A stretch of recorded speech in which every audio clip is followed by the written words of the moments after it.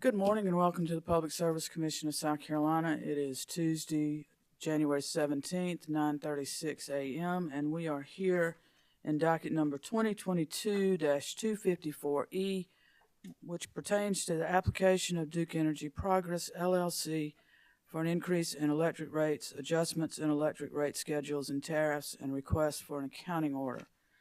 This is, we resumed this hearing. We started it last Monday and recessed until today. Let's take a roll call of commissioners. With us virtually, we have Commissioner Irvin. Present in the hearing room, we have Commissioner Justin Williams, Vice Chair Powers, Commissioner Thomas, Commissioner Carol Lee Williams, Commissioner Caston, and Chair Belser. We've got a lot of parties here, and we need to take appearances from the parties. Who's representing Duke Energy Progress today?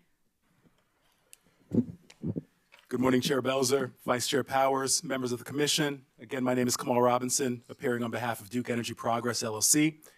With me today are Frank Ellerby, Ashley Cooper, Kiran and Brandon Marzo. In addition, Chair Belser just wanted to also shout out to Miss Monica Smith, as well as Miss Allison Williams. They will be assisting with passing out copies of various testimony summaries and other exhibits throughout the course of the proceeding. Thank you. Thank you, Mr. Robinson. Interveners, we have South Carolina Department of Consumer Affairs. Yes, good morning, Commissioners Roger Hall and Carrie Gruby-Leibarker on behalf of the department. Thank you, Mr. Hall. Federal executive agencies. Yes, good morning. This is Captain Marcus Duffy, appearing on behalf of federal executive agencies. Thank you, Captain Duffy. South Carolina Small Business Chamber of Commerce. Good morning, Madam Chair. This is Charlie Taraney. I'm here for the South Carolina Small Business Chamber. Thank you, Mr. Taraney. Nucor Steel, South Carolina. Good morning, Madam Chair, members of the Commission, Rob Smith and Mike Levanga on behalf of Nucor Steel, South Carolina. Thank you, Mr. Smith.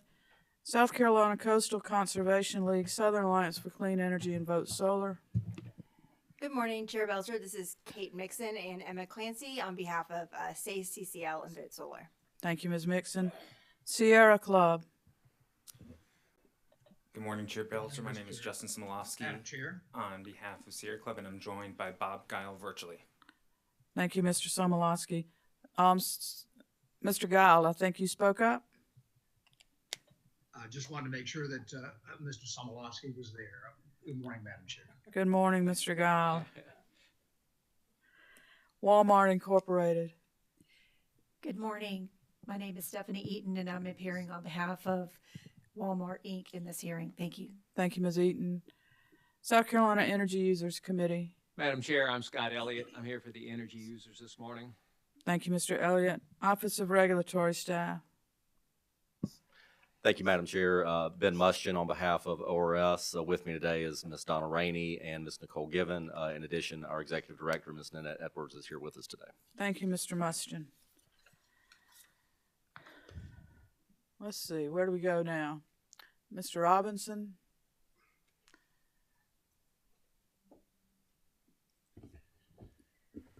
Thank you, Chair Belser. I assume this thing is on? Yes, sir. We can hear you. Thank you. All right. Again, good morning, Chair Belser, members of the Commission. As the Commission is aware, last week, Thursday, all the parties filed a proposed comprehensive settlement agreement in this proceeding. At this time, the company moves to mark that proposed comprehensive settlement agreement for identification and its as well as its 5 attachments, which encompasses, again, all parties before this commission and covers all issues in this proceeding.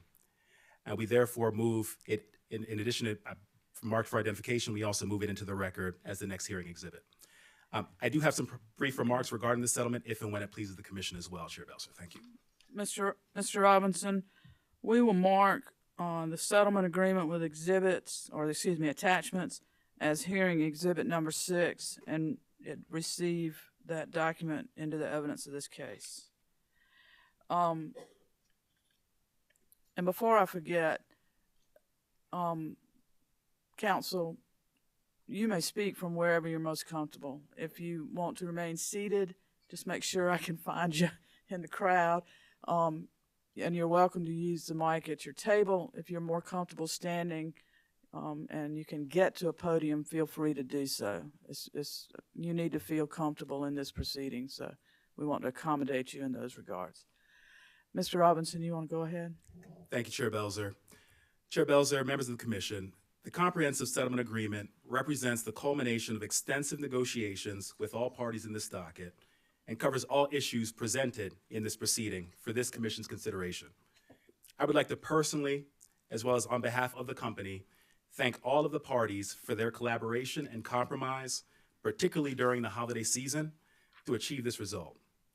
This case was complex, and so I note that this comprehensive settlement comes only after a full and detailed exploration by all the parties of the contents of the company's application, resulting in dozens of witnesses, voluminous amounts of testimony, thousands of data requests, and several motions that were filed. While I cannot discuss the details of the negotiations, I can say that it is with this extremely well-informed view by all parties that we decided to engage with each other to evaluate whether this comprehensive settlement agreement and resolution could occur, which we were able to achieve.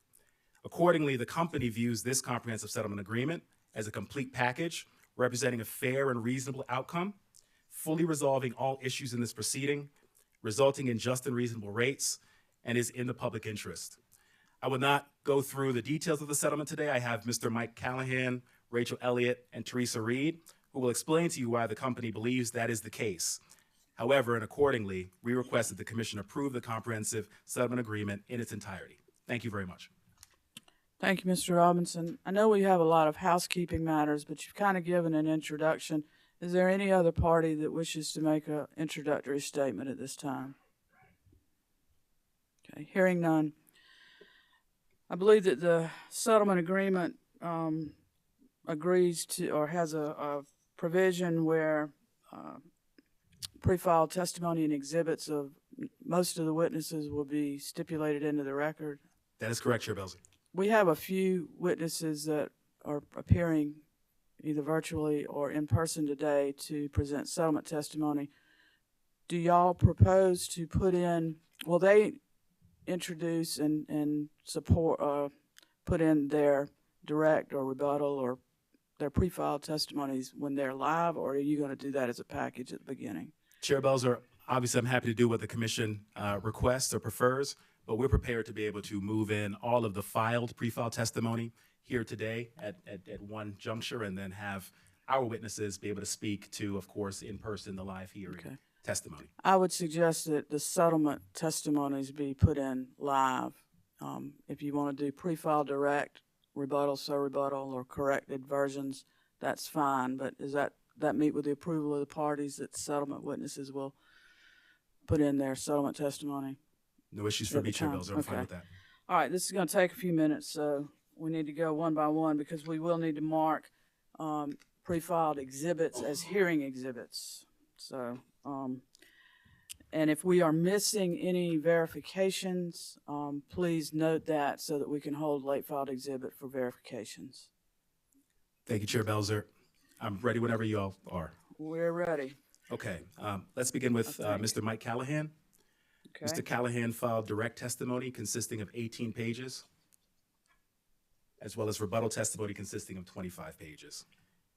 Mr. Callahan's direct, and we have his stipulation, verification. Is that correct? Chair Belzer, yes, we did file it. We also have actually paper copies if the Commission requests it. Let's do this. When we get to the end, we'll put all verifications as one hearing exhibit to hand up to the court reporter. Thank you, Chair Belzer. All right. No exhibits for Mr. Callahan. No, ma'am. Okay. Mr. Callahan's direct and rebuttal pre-filed testimonies will be entered into the records if given orally from the stand. Okay. Moving on to Ms. Jessica Bednarsik. Ms. Bednarsik had direct testimony consisting of 83 pages. She also had rebuttal testimony consisting of 42 pages and 3 exhibits. Ms. Bednarsik's direct and rebuttal testimonies will be entered into the records if given from the stand. Thank you. Next is Mr. Jonathan Bird. Exhibits? I'm sorry. Yes, we Thank have you. 3 exhibits for Bednarsik.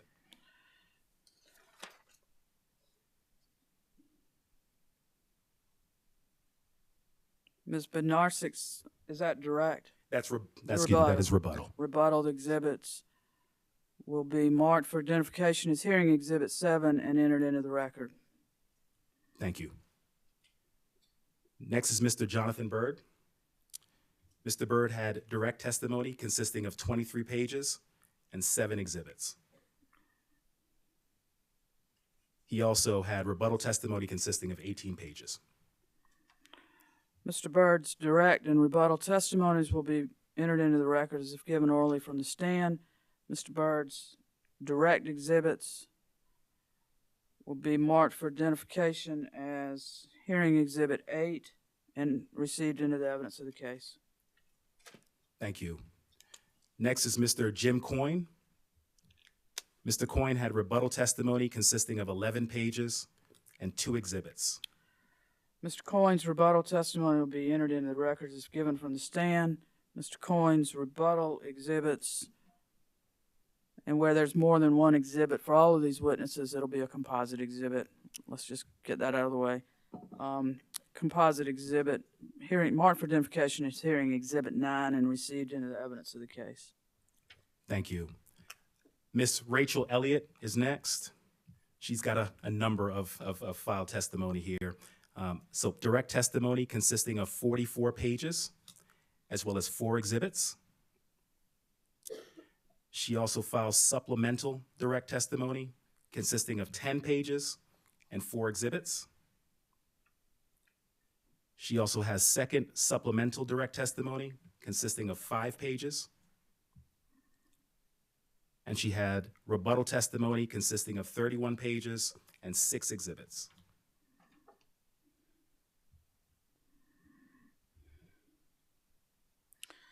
Ms. Elliott's direct, supplemental direct, second supplemental direct, and rebuttal testimonies will be entered into the record as if given orally from the stand.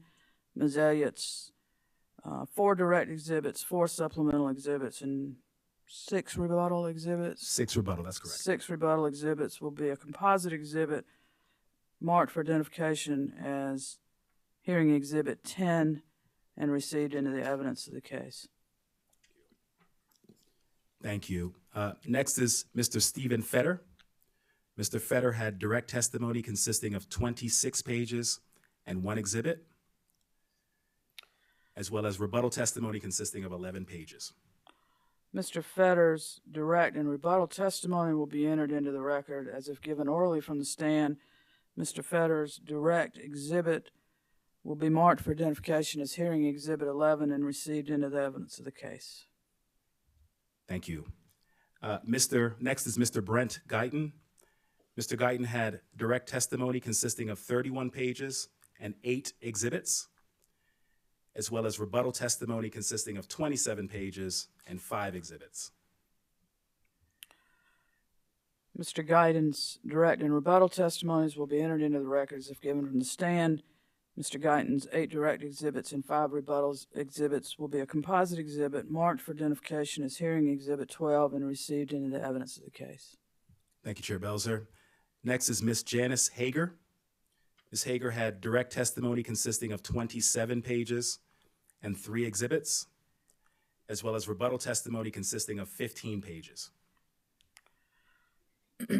Ms. Hager's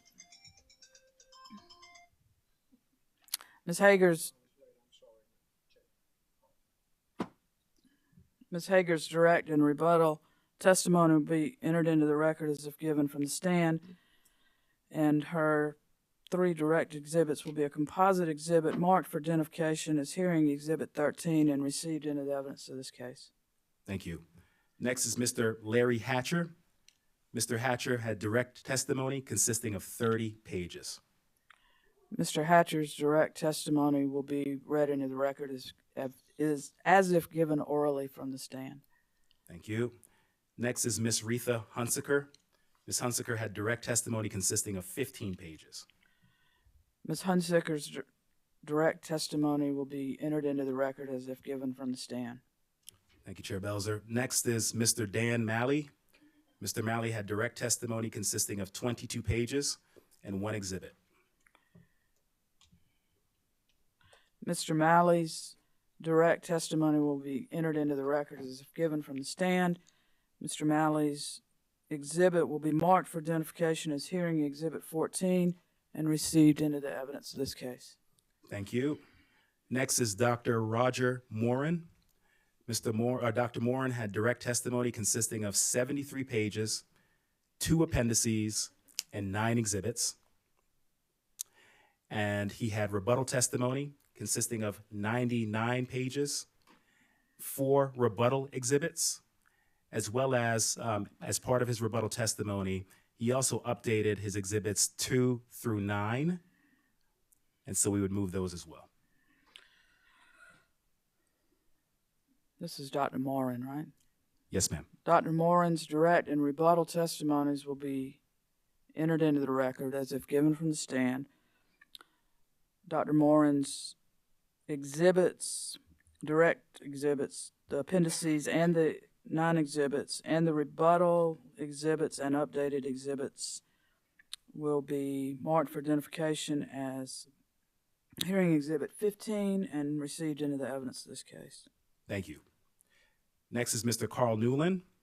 Mr. Newland had direct testimony consisting of 16 pages. He also had rebuttal testimony consisting of 27 pages and 5 exhibits.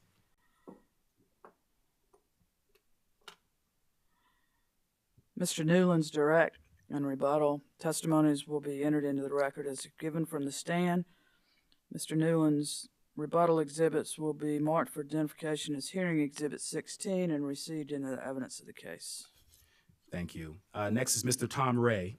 Mr. Ray had direct testimony consisting of 23 pages and rebuttal testimony consisting of 11 pages.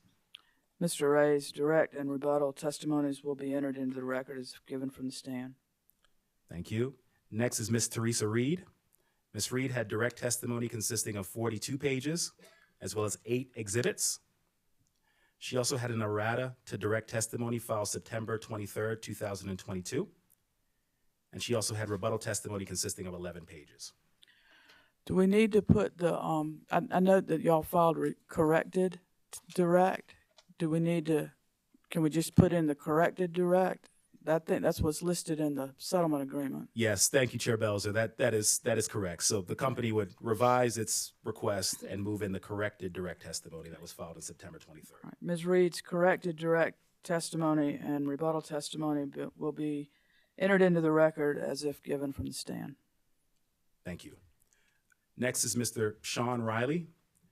Mr. Riley had direct testimony consisting of 32 pages and 1 exhibit, as well as rebuttal testimony consisting of 9 pages. Mr. Riley's direct and rebuttal testimonies will be entered into the record as if given from the stand. Mr. Riley's direct exhibit will be marked for identification as hearing Exhibit 17 and received into the evidence of this case.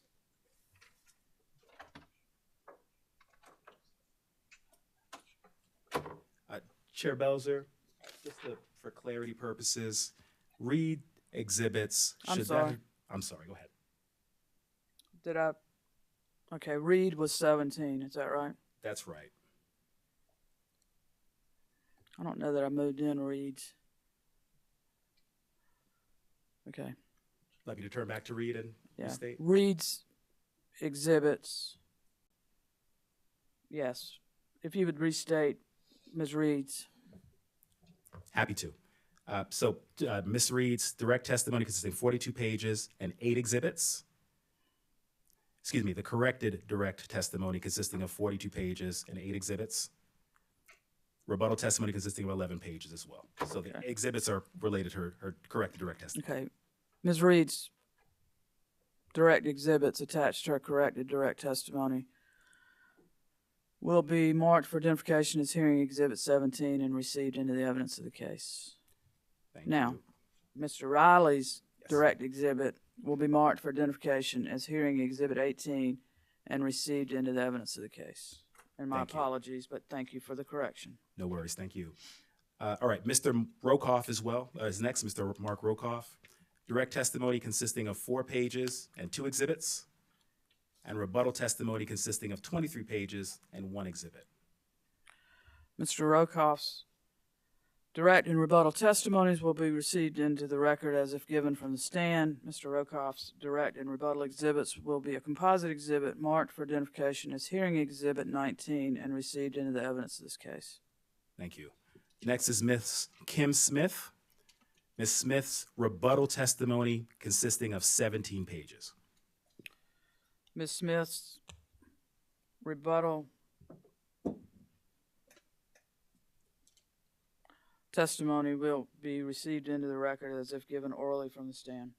That's correct. And just to be very clear, Ms. Smith had also previously filed supplemental rebuttal testimony. We will not be moving that in. Just Thank for you. clarity. That's why I hesitated. Then, thank you very much. Just the rebuttal testimony is in. Yes, ma'am. Go ahead. Next is Mr. John Spanos. Mr. Spanos has direct testimony consisting of 24 pages, 1 appendix, and 5 exhibits, as well as rebuttal testimony consisting of 46 pages. Mr. Spanos' direct and rebuttal testimonies will be read into the record as if given from the stand. Mr. Spanos' appendix and direct exhibits will be a composite exhibit marked for identification as hearing exhibit 21 and received into the evidence of the case. Thank you. Next is Mr. Nicholas Sparrows. Mr. Sparrows had direct testimony consisting of 10 pages and 1 exhibit. Mr. Spiros' direct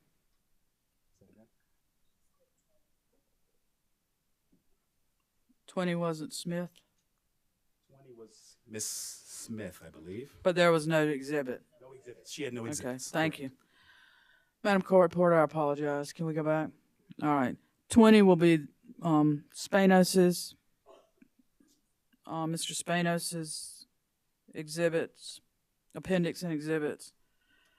21 will be Spanos's exhibits. Am I on? Appendix and exhibits. Boy, I'm messing this up. I'm sorry. It's a lot of testimony, I know. Okay. Who are we on? Tell me again. So we were focused on Mr. Sparrows next. So Smith, I think we were at 20. Spanos is No. Spanos is 20. 20. Sparrows is 21. Sparrows is 21. 1 exhibit to his direct testimony. I'm just not finding him on my list. Hold on a minute.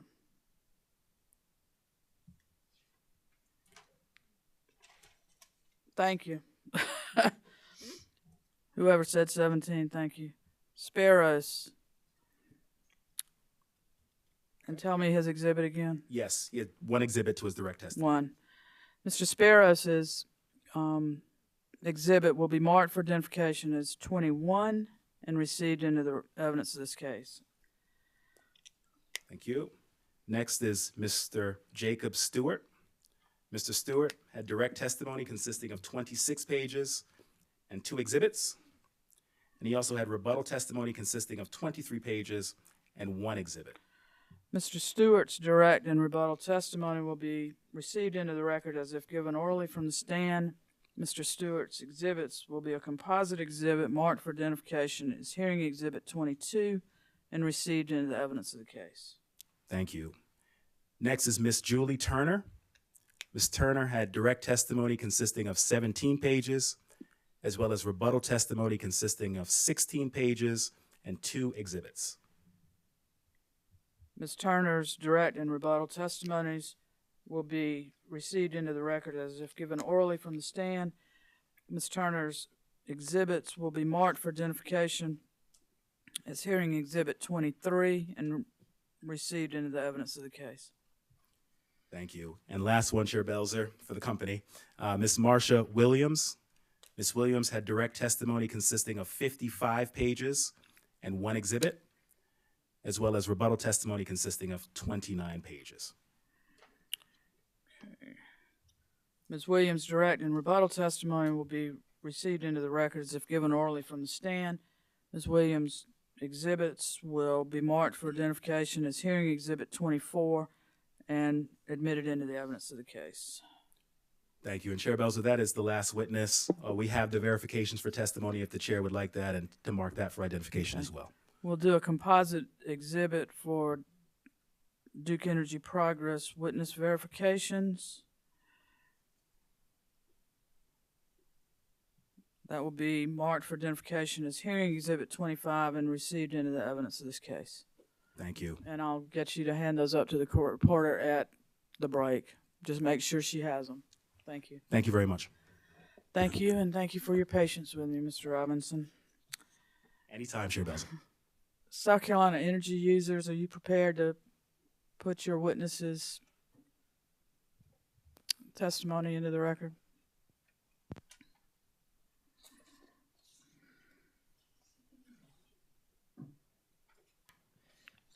Madam Chair, we would stipulate first the direct testimony of Kevin W. O'Donnell into the record. His direct testimony consisted of 14 pages of testimony, 1 appendix, and 1 exhibit. Mr. O'Donnell's direct testimony will be received into the record as if given orally from the stand. Mr. O'Donnell's appendix and exhibits will be a composite exhibit marked for identification as hearing exhibit 26 and admitted into the record of this case. Thank you. Also, we would stipulate into the record at this time Mr. O'Donnell's surrebuttal testimony, which consists of 13 pages and no exhibits. Mr. O'Donnell's surrebuttal testimony will be received into the record as if given orally from the stand. Yes, ma'am. Thank you. And I have verifications for both that I'll hand up to the court reporter at a break. Mr. O'Donnell's verifications will be marked for identification as hearing exhibit 27 and admitted into the evidence of this case. Thank you, Madam Chair. Thank you. Department of Consumer Affairs. I'm sorry, I'm going down the list in the settlement agreement, not the list that we have the parties. I hope that's not too confusing, but just so you know where I am. No problem for me. And again, Roger Hall on behalf of the department. The department has 3 witnesses. Our first, Dr. David Dismukes, filed 48 pages of direct testimony, which also included an Appendix A and 512 pages of exhibits labeled DED 1 through DED 11. And he also filed 12 pages of surrebuttal testimony, which had no exhibits. Dr. Dismukes' direct and surrebuttal testimonies will be received into the record as if given orally from the stand. Dr. Dismukes' exhibits in Appendix A and exhibits DED 1 through DED 11 will be marked for identification as hearing exhibit 28 and received into the evidence of this case. Thank you. Our next witness is Aaron Rothschild. He filed 125 pages of direct testimony, which included, attached to that were appendices A through G, and 18 pages of exhibits labeled ALR 1 through ALR 5. He also filed 18 pages of surrebuttal testimony that had no exhibits. Mr. Rothschild's direct and you offered surrebuttal too? Yes. Okay. Direct and surrebuttal testimonies will be received into the record as if given orally from the stand. Mr. Rothschild's exhibits and appendices will be a composite exhibit marked for identification as hearing exhibit 29 and received into the evidence of this case. Thank you. Our last witness was Eric Borden, who filed 23 pages of direct testimony, which also had 4 pages of exhibits labeled EB1. He also filed 6 pages of surrebuttal testimony that had no exhibits. Mr. Borden's direct and surrebuttal testimonies will be received into the record as if given orally from the stand. Mr. Borden's direct exhibits will be a composite exhibits marked for identification as hearing exhibit 30 and received into the evidence of this case. Thank you. And lastly, we did have 3 verifications, 1 for each witness, that have been filed in DMS, but we will provide them to the court reporter. Okay. The verifications of the DCA witnesses, 3 verifications, will be marked for identification as hearing exhibit 31 and received into the record of this case. Thank you. Thank you.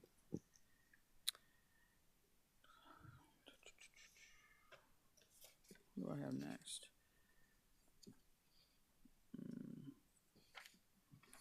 Captain Duffy, I believe I have the DoD federal executive agencies listed next. Yes, Madam Chair. FDA would like to stipulate to Mr. Brian Andrews. He has a direct testimony that consists of 30 pages and has 1 appendix and 4 exhibits.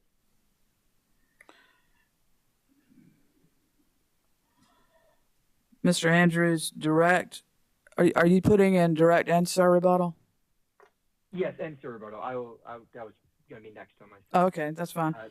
Mr. Andrews, direct testimony will be read into the record as if given orally from the stand. Mr. Andrews' direct exhibits and appendix will be marked for identification as hearing exhibit 32 and received into the evidence of this case.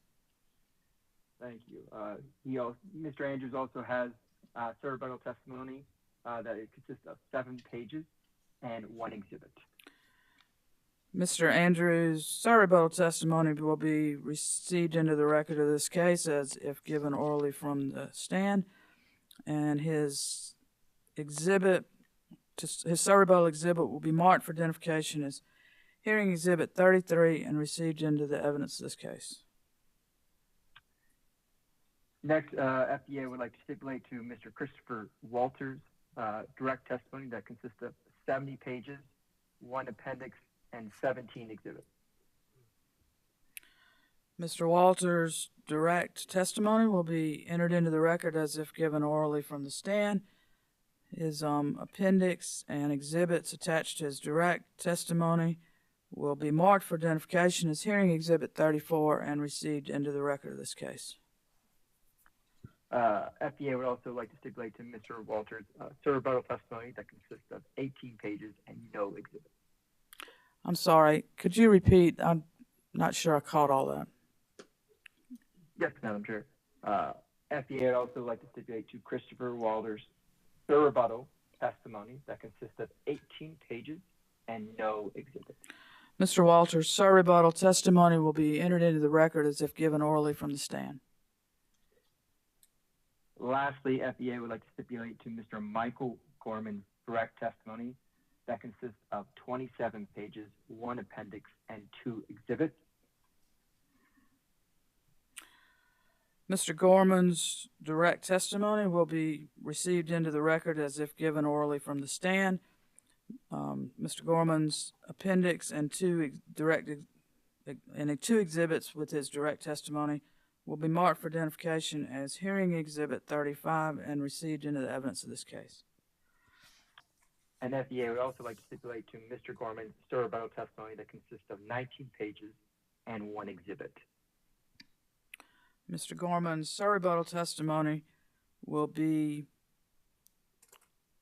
received into the record as if given orally from the stand, and Mr. Gorman's sir rebuttal exhibit will be marked for identification as hearing exhibit 36 and received into the evidence of this case.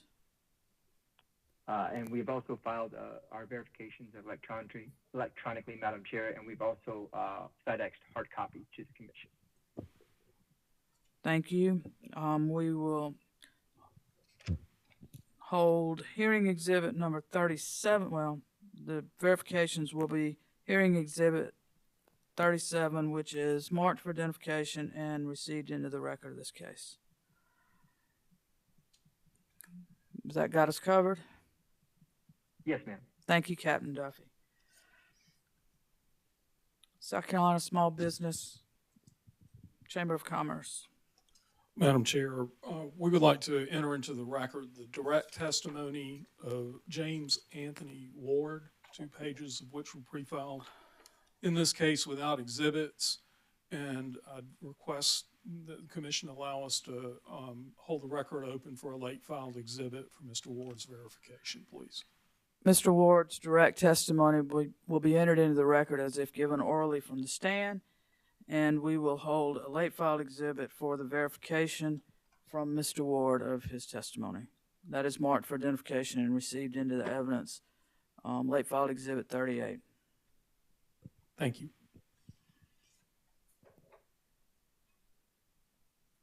Excuse me, I can talk faster than I can write.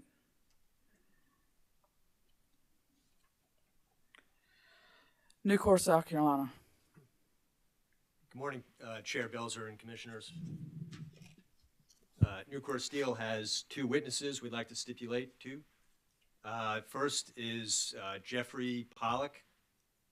He had pre-filed direct testimony consisting of 40 pages, including 3 appendices, Appendix A, B, and C. He also had pre-filed surrebuttal testimony consisting of 11 pages and no exhibits.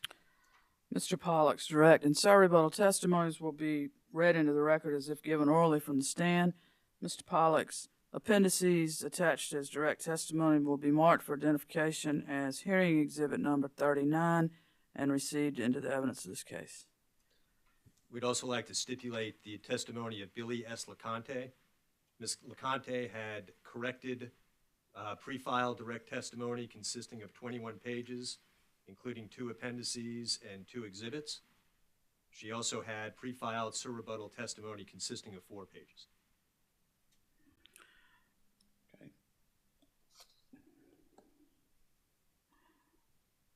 We just need to put in the corrected direct, not direct and corrected direct. Is that correct?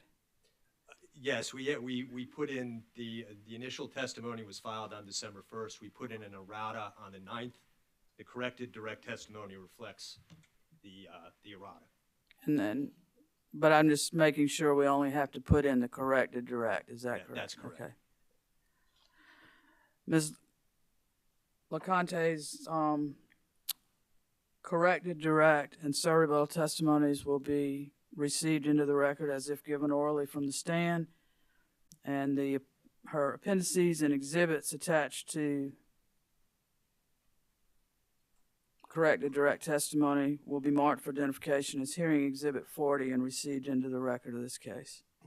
And Chair Belzer, we have filed the verifications for both of these witnesses, and we have the hard copies with us that we'll provide to the court reporter. Verification for Nucor's 2 witnesses will be marked for identification as hearing exhibit 41 and received into the record of this case. Thank you, Mr. Lavonga. Say CCL, vote Solar. Thank you, Chair Belzer. Say CCL and Vote Solar have 2 witnesses.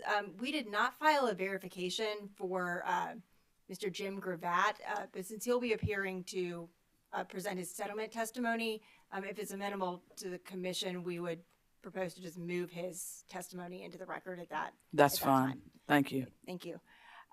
Our other witness is Dr. David Hill. He filed direct testimony consisting of 33 pages and 4 exhibits, and surrebuttal testimony consisting of 9 pages and no exhibits. Dr. Hill's direct and surrebuttal testimonies will be received into the record as if given orally from the stand.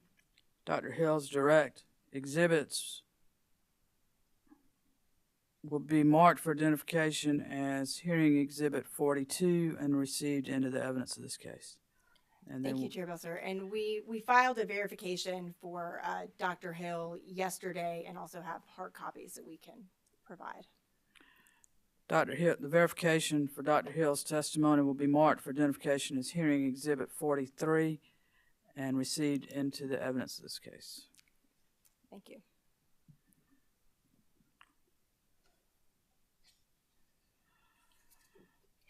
Where are we? I think we're on Ms. Eaton now. Good morning, Chair Belzer. Good morning. Walmart filed the pre-filed direct testimony for Lisa V. Perry, which consists of 30 pages and consists of 7 exhibits. And Walmart also filed the surrebuttal testimony for Ms. Perry, which consisted of 8 pages and 1 exhibit, LVP 8. So we would move all of those into the record. The testimony for stipulated and the exhibits into the record as the next hearing exhibit. Ms. Perry's direct and surrebuttal testimonies will be entered into the record as if given from the stand. Ms. Perry's direct exhibits and surrebuttal exhibit will be a composite exhibit marked for identification as hearing Exhibit 44 and received into the evidence of this case. Thank you. We also filed the verification for Ms. Perry's testimony last Friday, and I've got an original verification to hand up as well. Ms. Perry, the verification for Ms. Perry's testimony will be marked for identification as hearing Exhibit 45 and received into the evidence of this case. Thank you. Thank you, Ms. Eaton. ORS?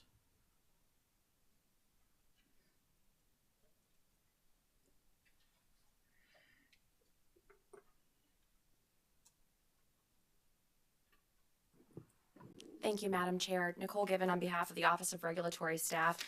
Madam Chair, at the top, I wanted to note that we have not yet filed a witness verification for Dawn M. Hipp, but Ms. Hipp is appearing as a settlement witness in this matter, so we would propose to move her testimony into the record at that time if it pleases the Commission. That's fine. We'll Thank you, handle it Madam that Chair. way. Just remember to remind me to let's do it.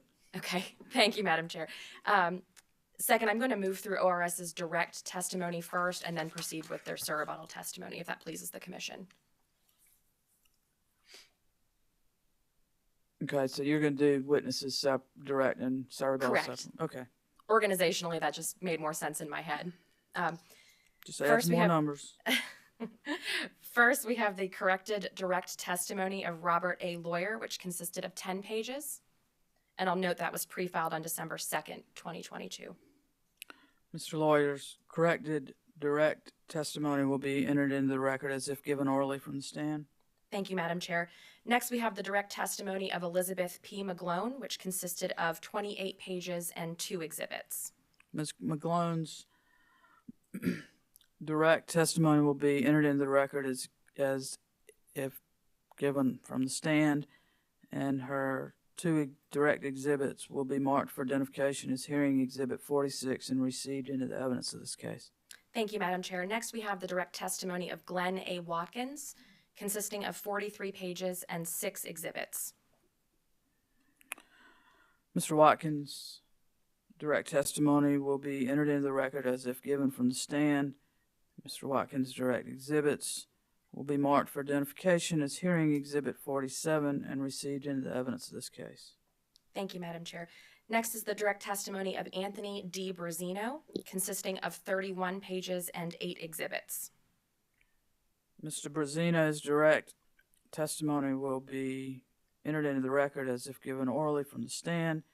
Mr. Brazino's direct exhibits will be marked for identification as hearing Exhibit 48 and admitted into the evidence of this case. Thank you, Madam Chair. Next is the direct testimony of Courtney D. Radley, consisting of 13 pages and 1 exhibit.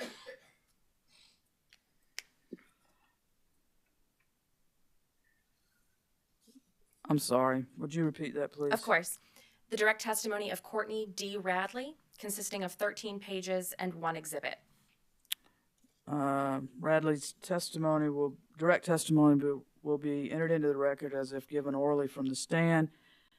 The direct exhibit will be marked for identification as hearing Exhibit 49 and received into the evidence of this case. Thank you, Madam Chair. Next is the direct testimony of Anthony Sandinato, consisting of 8 pages and 1 exhibit, and I will note that Mr. Sandinato had both confidential and redacted versions of his testimony. Mr. Sandinato's direct testimony will be received into the record as if given orally from the stand. Mr. Sandinato's direct exhibits will be marked for identification as hearing Exhibit 50 and received into the evidence of this case, and the confidential version will be marked confidential and confidentiality maintained on that exhibit. Thank you, Madam Chair. Next, I'll move to the direct testimony of Daniel J. Rowland IV, consisting of 5 pages. Mr. Rowland's direct testimony will be entered into the record as if given from the stand. Thank you, Madam Chair. Next is the direct testimony of Brandon S. Bickley, consisting of 35 pages and 3 exhibits, and I'll note that Mr. Bickley's testimony also had confidential and redacted versions.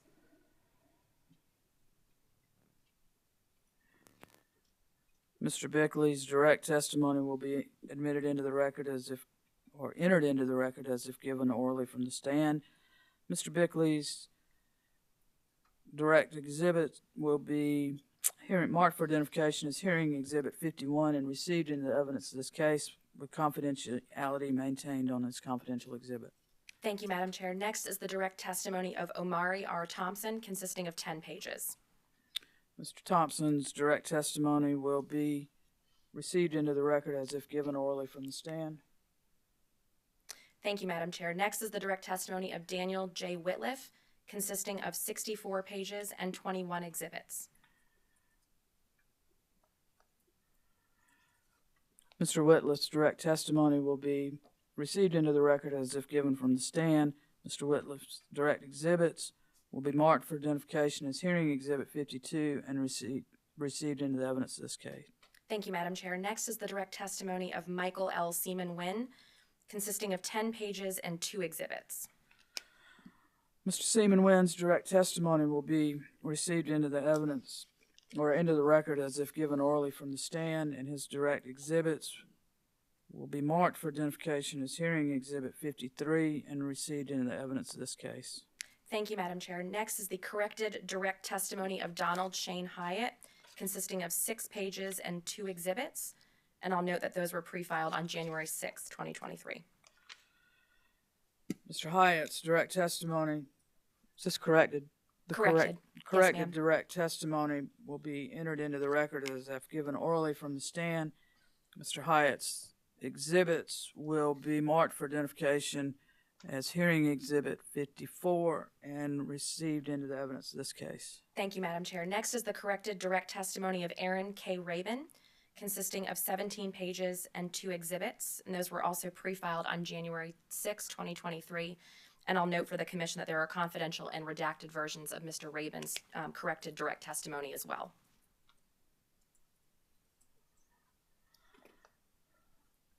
Mr. Rabin's corrected direct testimony will be received into the record as if given orally from the stand.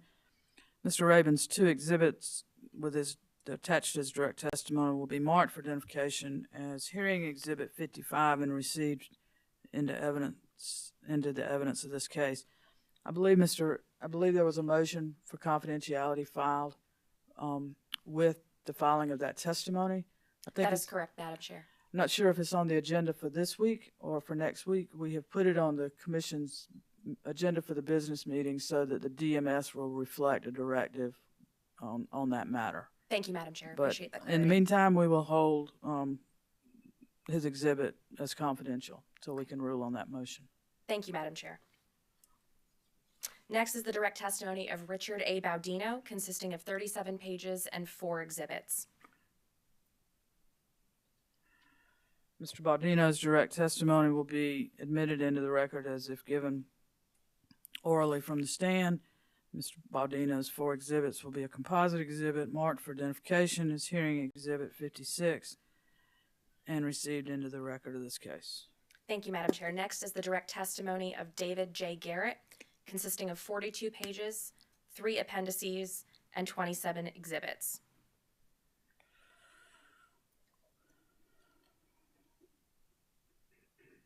Mr. Garrett's direct testimony will be received into the record of the case as if given orally from the stand. Mr. Baudino's 3 appendices, 27 exhibits will be a composite exhibit marked for identification as hearing exhibit 57 and received into the record of this case. Thank you, Madam Chair. And then finally, for ORS's direct testimony, we have the direct testimony of Daniel F. Sullivan, consisting of 24 pages and 1 exhibit. Mr. Sullivan's direct testimony will be admitted into the record as if given orally from the stand. Mr. Sullivan's exhibit will be marked for identification as hearing exhibit 58 and received into the evidence of this case. Thank you, Madam Chair. Turning now to ORS surrebuttal testimony. First is the surrebuttal testimony of Elizabeth P. McGlone, consisting of 9 pages. Ms. McGlone's surrebuttal testimony will be received into the record as if given orally from the stand. Thank you, Madam Chair. Next is the surrebuttal testimony of Glenn A. Watkins, consisting of 10 pages. Mr. Watkins, is that revised surrebuttal? I believe that's just surrebuttal. I don't believe there was a revision to Mr. Watkins' surrebuttal testimony. There was. I'm looking at that's what's in the settlement. Oh, I'm sorry. My apologies. The revised surrebuttal testimony of Glenn A. Watkins, consisting of 10 pages. All right, Mr. Watkins' revised surrebuttal testimony will be received into the record as if given orally from the stand. Thank you, Madam Chair, and thank you to my colleagues. Revised surrebuttal testimony of Anthony D. Brazino, consisting of 14 pages and 7 exhibits.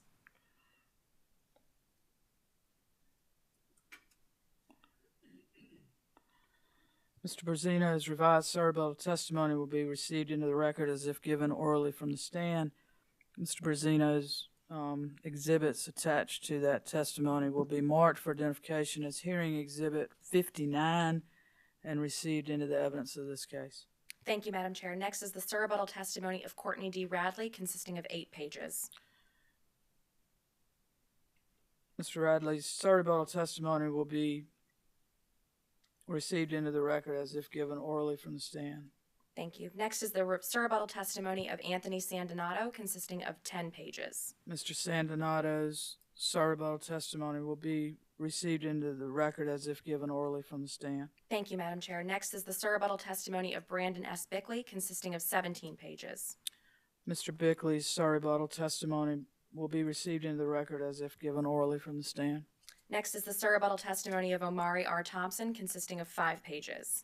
Mr. Thompson's surrebuttal testimony will be received into the record as if given orally from the stand. Thank you, Madam Chair. Next is the surrebuttal testimony of Daniel J. Whitliff, consisting of 36 pages and 10 exhibits. Mr. Whitliff's surrebuttal testimony will be received into the record as if given orally from the stand. Mr. Whitliff's surrebuttal exhibits will be a composite exhibit marked for identification as hearing exhibit 60 and received into the evidence of this case. Thank you, Madam Chair. Next is the revised surrebuttal testimony of Michael L. Seaman Wynn, consisting of 6 pages and 1 exhibit. And I believe that is revised. Mr.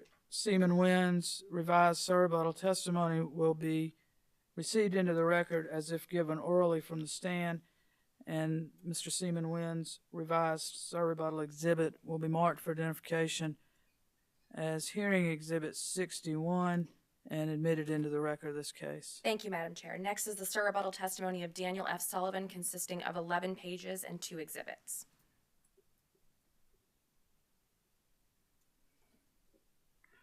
Mr. Sullivan's surrebuttal testimony will be received into the record as if given orally from the stand.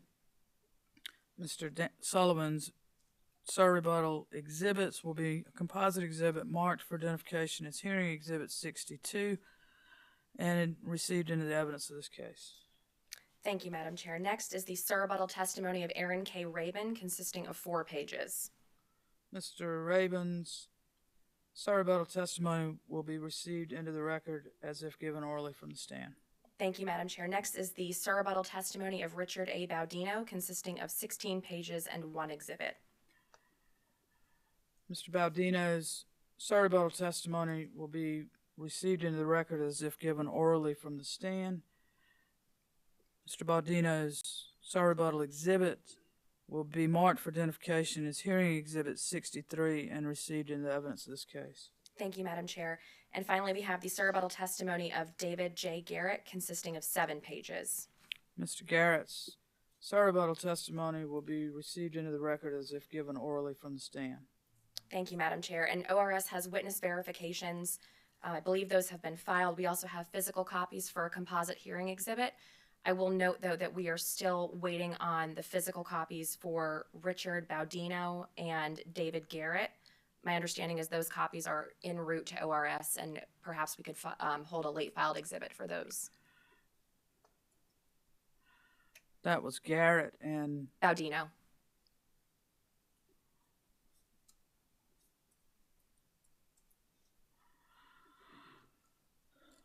ORS witness verifications that we have on hand today will be marked for identification as hearing exhibit 64 and received into the evidence of this case. We will hold a late filed hearing exhibit, which will be number 65 for the witness verifications for witnesses Garrett and Baudino. Madam Chair, I also understand that we will need a late filed exhibit for ORS witness Whitliff For verification? for verification. Okay, Yes, we will ma'am. include that in 65. Thank you, Madam Chair. Thank you. Have we covered all the stipulated testimony and exhibits? Thank you for your patience this morning, ladies and gentlemen. I appreciate it. Yes, sir. Mr. Robinson. Chair Belzer, I just wanted to clarify, my colleagues, many of them are much more organized than me. They made it very clear and reminded me that we do not have verifications for testimony for Mr. Michael Callahan, Larry Hatcher, Teresa Reed, and Rachel Elliott, and that's because they're here today to testify. So what I will do, if it pleases the commission, I will ask them the verifying questions when they take the stand. I just won't move them. I just won't move their testimony in again. I will just ask the questions and move in their settlement supporting testimony at the appropriate time. Any objection to that process? That's fine, Mr. Robinson. Thank you. Thank you. And I have one other preliminary matter whenever you're All right, ready, sir. Thanks. Chair Belzer, per provision B24D, which is on page 12 of the proposed comprehensive settlement agreement, the parties agreed it is appropriate to consolidate docket number 2022-281-E, which is a separate docket evaluating the company's request for the continuation of its grid improvement plan deferral, consolidated with this docket and resolve the matter in accordance with the proposed resolution contained in the comprehensive settlement agreement. Therefore, at this time, the company moves to consolidate the dockets.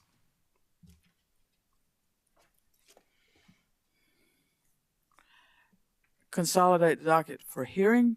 Is that, or consolidate them? How do you, what, define consolidate for me? Sure, Chair Belzer. So per the proposed comprehensive settlement agreement, the resolution of that docket, the continuation of the deferral, per the proposed settlement, purports to resolve that matter. And so from the company's perspective, as well as the agreement itself, provided the commission does approve the settlement, that docket no longer needs to move forward or can be consolidated and addressed and resolved throughout this proceeding.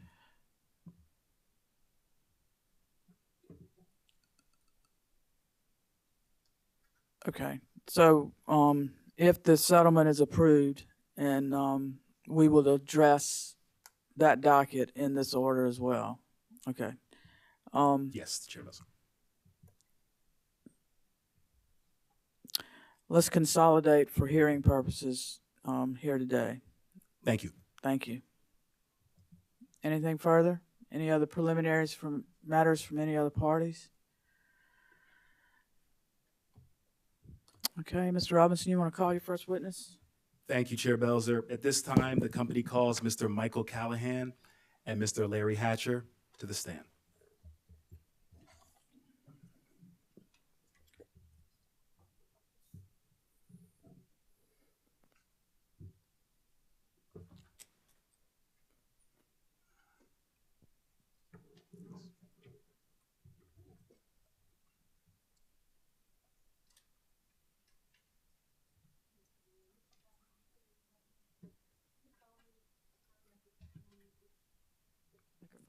Do you solemnly affirm that the testimony you're about to give will be the truth, the whole truth, and nothing but the truth? I do. Thank you. Mr. Hatcher, if you'll raise your right hand. Do you solemnly affirm that the testimony you're about to give will be the truth, the whole truth, and nothing but the truth? Thank you. Thank you. Mr. Callahan, starting with you, would you please state your name and business address for the record, please? Yes, my name is Mike Callahan, and my business address is 40 West Broad Street, Greenville, South Carolina, 29601.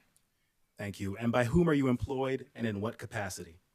I'm employed by Duke Energy as the South Carolina State President. Okay. Mr. Callahan, on September 1st, 2022, did you cause to be pre-filed in docket number 2022-254-E direct testimony consisting of 18 pages? Yes, I did. And did you on December 15th, 2022, cause to be pre-filed in this docket rebuttal testimony consisting of 25 pages? Yes, I did. And did you on January 12th, 2023, cause to be pre-filed in this docket settlement supporting testimony consisting of 9 pages? I did. Mr. Callahan, do you have any changes or corrections to your pre-filed direct, rebuttal, or settlement supporting testimony? No, I do not. And if I asked you the same questions here today, would your answers be the same? Yes. Thank you. Chair Belzer, at this time, I would move that Mr. Callahan's pre-filed settlement supporting testimony, as previously described, be entered into the record as if given orally from the stand. Mr. Callahan's pre-filed settlement testimony will be entered into the record as if given orally from the stand. Thank you. I will move on to Mr. Hatcher. Mr. Hatcher, would you please state your name and business address for the record, please? Mr. Hatcher, please turn on that microphone, please. And you may have to pull it a little closer, too. It's on now. All right, thank you.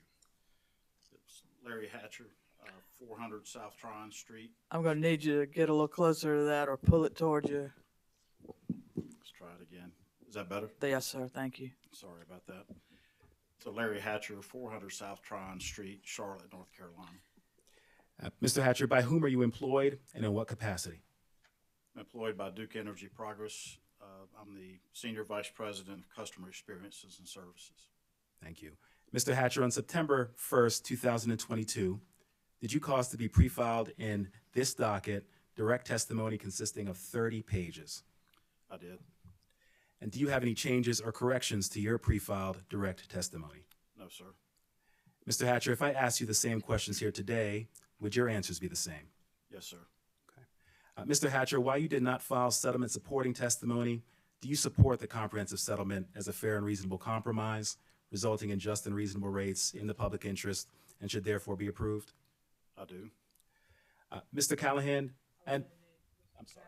Mr. Hatcher, I really need for you to lean into that microphone. Thank you, sir. I Yes, apologize. No, that's my fault. Thank you. Thank you. Mr. Callahan and Mr. Hatcher, did you all prepare witness summaries for purposes of this hearing? Yes. Yes. Thank you. I'd like you to read them, please. I'm going to start with Mr. Hatcher and then end with Mr. Callahan. All right. I'm the Senior Vice President of Customer Experiences and Services for Duke Energy Corporation, including Duke Energy Progress, LLC. In my direct testimony, I highlight our customer service efforts and how that translates to customer satisfaction. I also describe several steps that the company has taken to further improve the experience and satisfaction of our customers when they engage with us, including the deployment of our customer information system, Customer Connect, the complete rollout of our smart meters and implementation of our prepaid advantage program, enhancements to our integrated voice response system, and actions we took to serve our customers during the COVID pandemic. As a leader in customer services organization at Duke Energy, I'm proud of our continued mission to provide safe and reliable service, transform the customer's experience, modernize the energy grid, progress our goals for a more diverse energy mix, and be a good corporate citizen, all while keeping costs low. As examples, the company's nuclear fleet is recognized as being one of the best in the industry in terms of safety, reliability, availability, and production cost. The company's fossil and hydro operations have similar superior safety, reliability, and production and cost performance. The company's transmission and distribution systems have also performed well, notwithstanding the need for continued modernization as described by witness Guyton and Malley. At Duke Energy, the customer is at the center of our purpose. Evolving customer expectations, emerging technologies, and changing public policies all converge to create a dynamic environment for Duke Energy and the industry. As described in my testimony, Duke Energy works to build genuine connections with all of our customers by listening, anticipating their needs, and offering solutions. Our response to the COVID-19 pandemic is evidence of this, as I highlighted in my testimony. We are a well-run company and have been repeatedly recognized for our efforts, including J.D. Powers, who recently named Duke Energy Progress as the third highest in electric utility customer satisfaction in the nation. The Dow Jones, Forbes, Edison Electric Institute, the U.S. Department of Labor, the NAACP, SAP, Site Selection, and the Ethosphere Institute, to name a few. I had the privilege of attending all the public hearings held by the Commission in this proceeding. I would like to personally thank our customers who came out to express their views on the company's rate case. We take issues raised by our customers very seriously, and I'm pleased to say that we communicated with most, if not all, of the customers that voiced service issues during the hearings and have either resolved or are working to resolve their issues. We recently filed a letter in this docket summarizing our efforts, and I'm available to answer any questions the Commission or the parties may have regarding these customers. This concludes the summary of my direct testimony. Thank you. Mr. Callahan? Good morning. My name is Mike Callahan, and I am the South Carolina president of Duke Energy, including Duke Energy Progress, which is the subject of today's hearing. Chair Belzer, Vice Chair Powers, and members of the Commission, I am pleased to appear before you today to put our rate application in perspective and provide insight into the company's future priorities. A rate case is a complex undertaking and serves a vital role in the service to our customers in South Carolina. I would like to thank this Commission, the Commission staff, the Office of Regulatory Staff, the Department of Consumer Affairs, all other parties in this proceeding, and our customers who attended public hearings to voice their opinions regarding the company's rate request. I would also like to thank my colleagues from Duke Energy. Those involved in putting this rate application together worked hard to put a serious, thoughtful, and balanced case in front of this Commission. The energy sector is in a period of transformation and profound change driven by technological advancements, environmental and regulatory mandates, extreme weather, storm activity and response, energy security and resiliency efforts, as well as evolving customer expectations. We are taking steps to keep pace with these changes, and this rate application reflects our efforts to respond to the specific needs of our South Carolina customers. We continue to work on new and improved streamlined options and versatility for customers, driven by information about how they consume energy and by tools that help them manage their consumption. My fellow panelist, Larry Hatcher, provides great perspective on the high-quality customer service we provide and our efforts to improve the customer experience when they interact with us. Larry and I attended all of the customer hearings in this proceeding, and we listened carefully to the concerns of the customers who participated. As evidenced by recent events in South Carolina and North Carolina, reliability and resiliency are essential, which is why our investments in diverse, highly efficient generation resources, our transmission and distribution grid, smart meters, and the tools we use to communicate with our customers are more critical than ever. As the company pursues an orderly transition toward achieving a diverse, more secure energy future, the voices of our customers and our investors have become increasingly clear on this topic.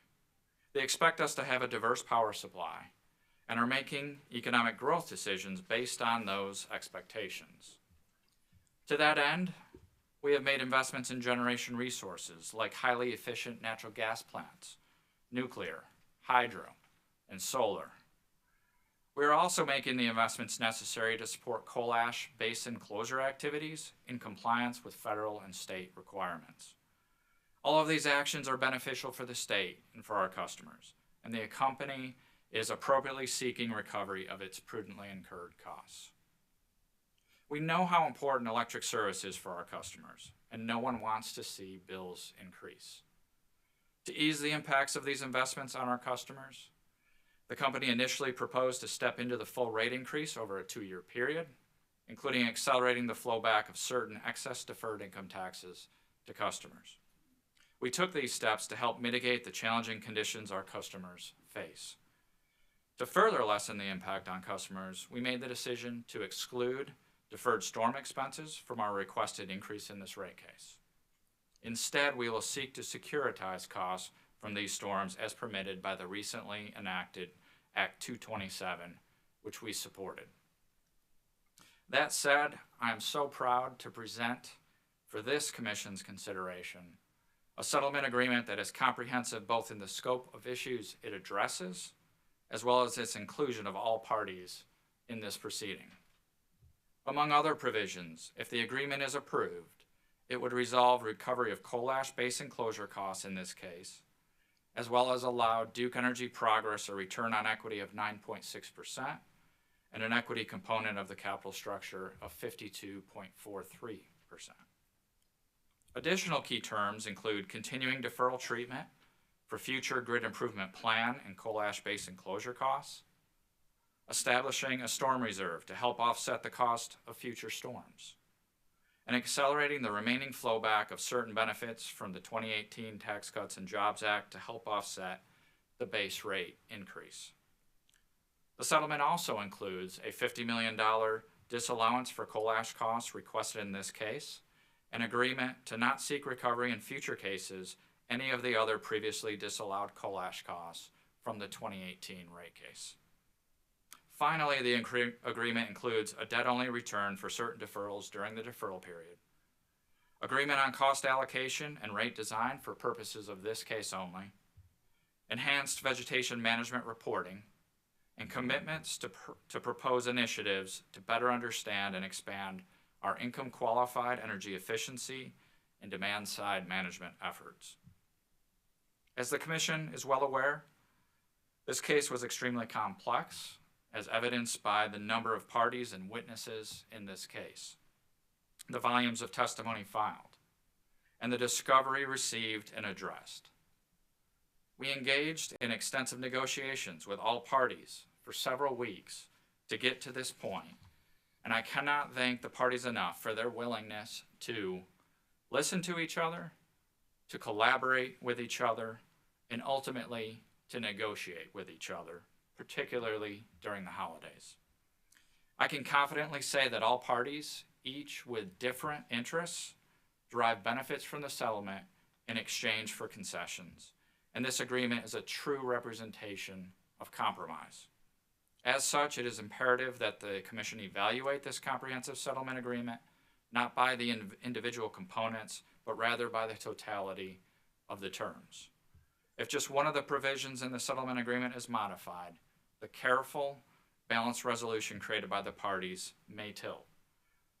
By the terms of the settlement agreement itself, any changes would allow any party to withdraw their consent. As I close my remarks, let me end on a critical concept, and that is this notion of balance. Under the laws of this state, we have the obligation and the privilege to serve our customers, and to do so reliably and affordably at some of the lowest rates in the nation. In return, as a regulated, investor-owned utility, we should have the ability to recover our prudently incurred costs, as well as an opportunity to earn a fair and reasonable return. I believe that the comprehensive settlement agreement represents a fair and reasonable resolution of the issues in this case, is in the public interest, results in just and reasonable rates. The company respectfully asks that the Commission approve the comprehensive settlement agreement in its entirety. This concludes the summary of my testimony in this proceeding. Thank you, Mr. Callahan. Thank you, Mr. Hatcher. Chair Belzer, members of the Commission, the panel is now available for questions from the Commission. Thanks. Thank you, Mr. Robinson. I understand that in the settlement agreement, all parties have agreed to forego examination of the witnesses except for any redirect to or based on Commissioner questions. Is that correct? As such, I'm not going to go through and call the list of parties for each witness. So I'll ask commissioners questions. Commissioner Carolee Williams. Thank you, Chair Belzer. Thank you for being here and for all that everybody in this room has put into this case. One of the opportunities that this exchange allows me is a chance to get to know Duke Energy Progress better. So some of my questions are going to come from that particular angle. And these questions, I'm not going to identify one over the other, so y'all please go at it as you wish. I'm interested in just understanding a little bit better kind of the similarities and differences between Duke Energy Progress in South Carolina versus North Carolina. In your generation, your distribution, and how your customers receive it. It's a big, broad question. You can take it as you wish. Well, first and foremost, I'd say there's a lot of commonality between our operations in South Carolina and North Carolina with respect to Duke Energy Progress. When I think about it, roughly out of our retail customers, approximately 10% reside in the PD area and 90% reside in North Carolina. It is a service territory that is spread out over many miles across both eastern South Carolina as well as eastern North Carolina. A broad mix of customers here in South Carolina, for example. We had Nucor as an intervener in this case, the Department of Defense on behalf of Shaw Air Force Base. And I would say North Carolina, very similar. I think about North Carolina, we also have the military there in Fayetteville. So there's a lot of commonality between the two from my perspective. Larry, would you have anything to add? And I would just say in terms of operations, the same thing. A lot of commonality in terms of types of generation, transmission, distribution systems, and all that as well. So all very similar. Differences? And any, while I'm got the mic, you know, could you talk a little bit about like the percentages of where energy is generated in North Carolina versus South Carolina? I don't have top of mind what the percentages are between the states because first and foremost, I would say and really underscore, we operate the system as a dual state system across the state line. It doesn't see a state line when we think about where we generate the energy, putting it on the grid to deliver it to our customers. I do know that we have significant generation in the state. I think about the Robinson Nuclear Plant as an example of a plant that was built many years ago in the state of South Carolina due to the support of this state around nuclear that has served us extremely well. And if I was to venture a guess, I would say we probably generate more energy in South Carolina than the number of customers that we actually serve because of that nuclear plant that sits here. But then we have a diverse mix of generating resources across both states, gas generation, of course, coal generation, and increasingly a lot of solar generation that sits on the Duke Energy Progress system as well.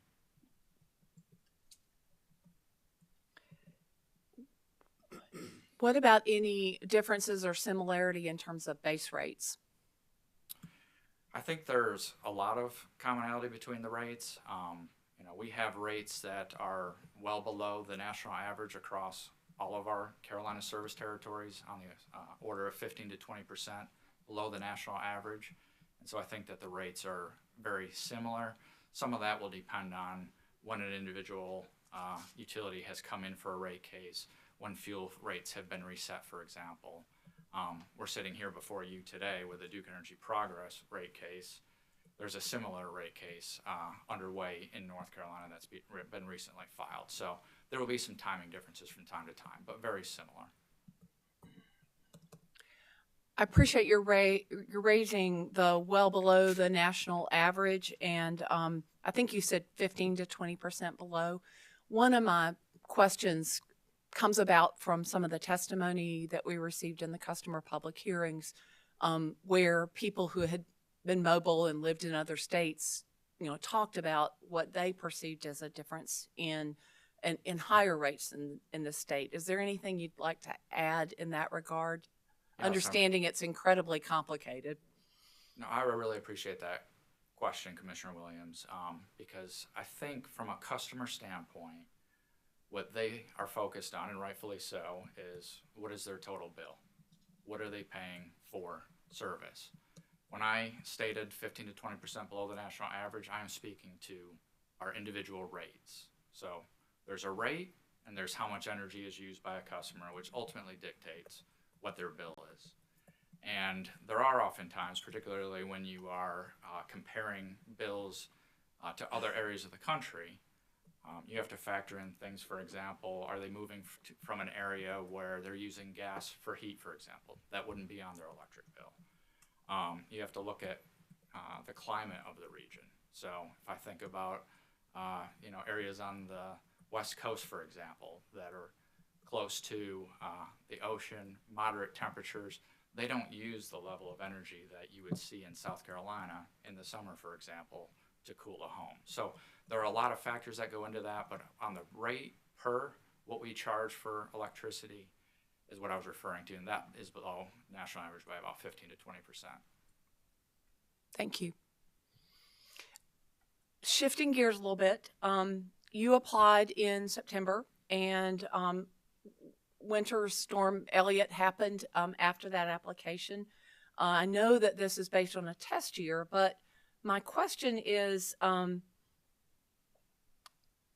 how does this rate support meaningful ways that Duke Energy Progress can deliver service and communicate more robustly in the event of another such peaking event?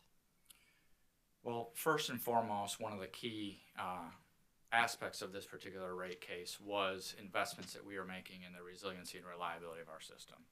So the support from this settlement agreement, if it's approved by the commission, would continue to allow us to make those investments in our system. As well, we have been investing in the energy transition and ensuring that we have adequate resources, the right mix of resources, and all of the above approach to generating needs on the system.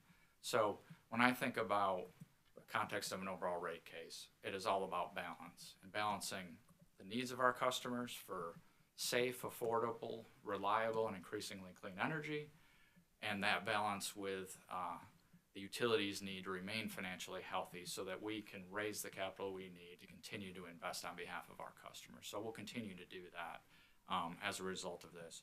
You mentioned communicating to our customers. Winter Storm Elliott, that is certainly an area that I can tell you that we're very much focused on internally. It's an area where we regret the experience that our customers faced in Winter Storm Elliott. It was a challenging weekend in terms of the weather that we experienced, but that's a particular area we're really focused on. How can we better communicate with our customers should an event like that ever occur again?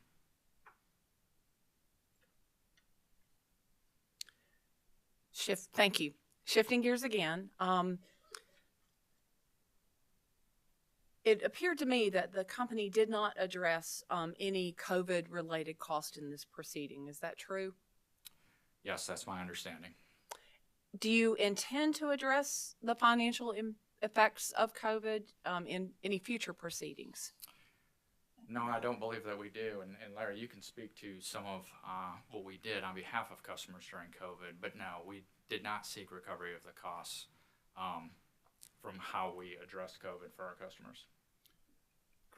Correct, Mike. And, you know, a lot of what we did during COVID, we immediately suspended disconnections so that if customers were impacted by COVID or their jobs were impacted by COVID, they didn't risk getting disconnected.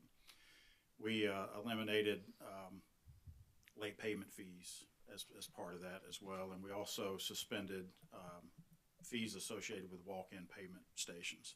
So there were some costs that we absorbed all along through that experience. And to Mike's point, to my knowledge, we have no intent to file to recover those. You kind of trailed off. I'm sorry, no intent to file to recover those to my knowledge.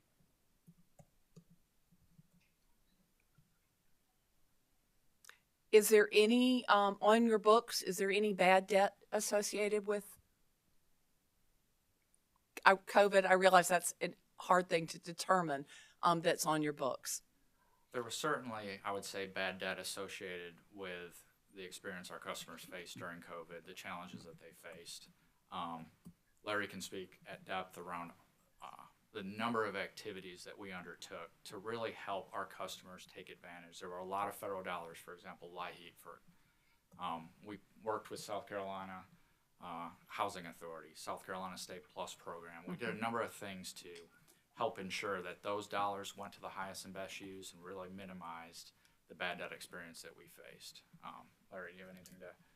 Yeah, so we are seeing some increases in arrearages from customers, primarily because we extended their payment arrangement durations, so they had longer durations to make payments versus what they had pre-COVID. So we have seen some increases in total arrearages. We've done a lot to try to help customers through that. So I wanted to give you a couple examples. If you look at the work that we did with the South Carolina Housing Authority in terms of the Emergency Rental Assistance Program, we were able to get about $11.1 million an aid to our customers in 2019 and $14.3 million in 2020. In terms of South Carolina State Plus, we had $13 million in payments that were provided to customers.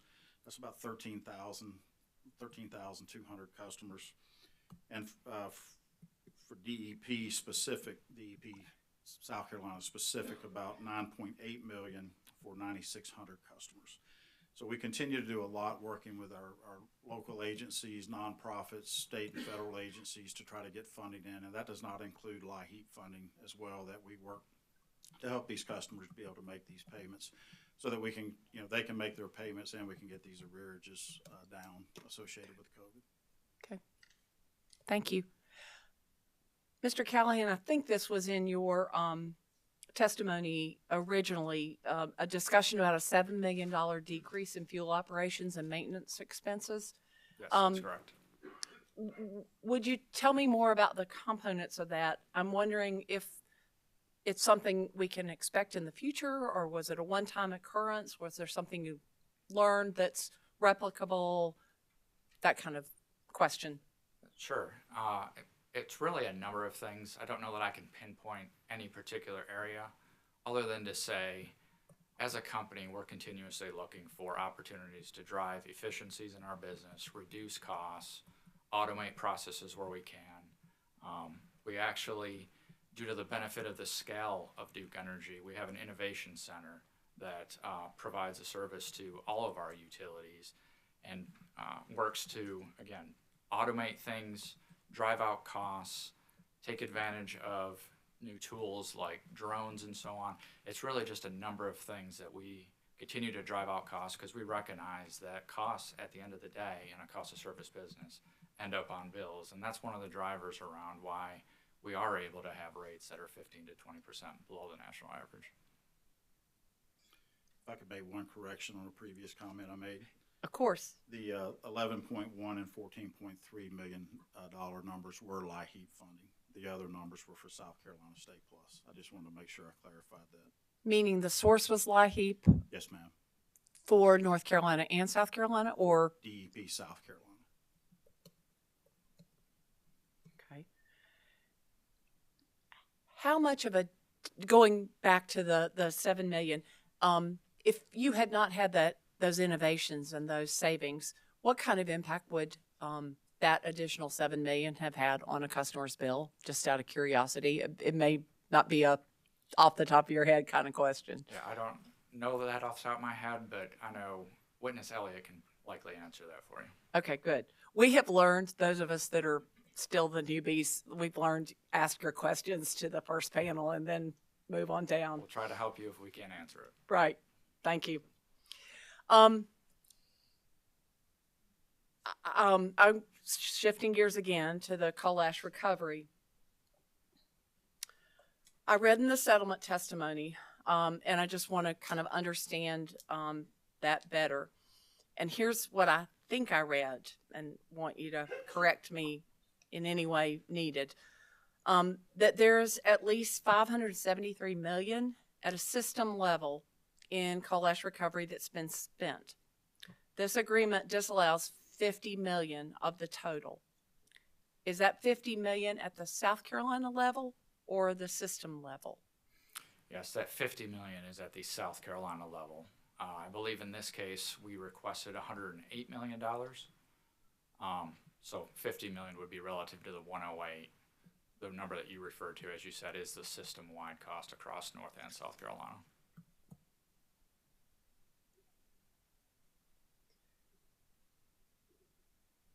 So the 300 million, no, sorry, the 573 million is system. System cost, yes.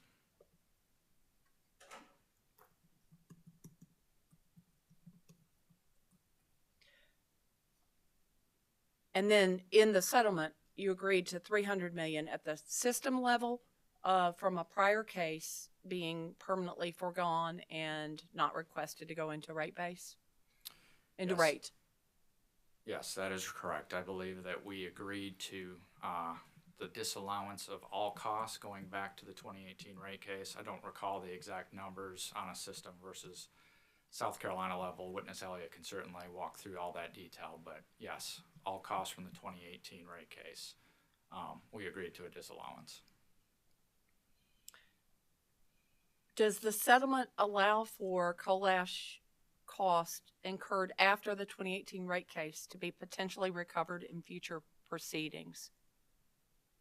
I'm sorry, could you ask that again? For coal ash cost, if it was incurred after 2018, can it potentially be recovered in future proceedings? I think there was a piece of the $50 million disallowance that included costs post 2018. For those that are a one-time disallowance, those costs we cannot seek recovery in a future case. All other costs we can. And all parties, if the settlement is approved, reserve the right to make different arguments in future proceedings on that.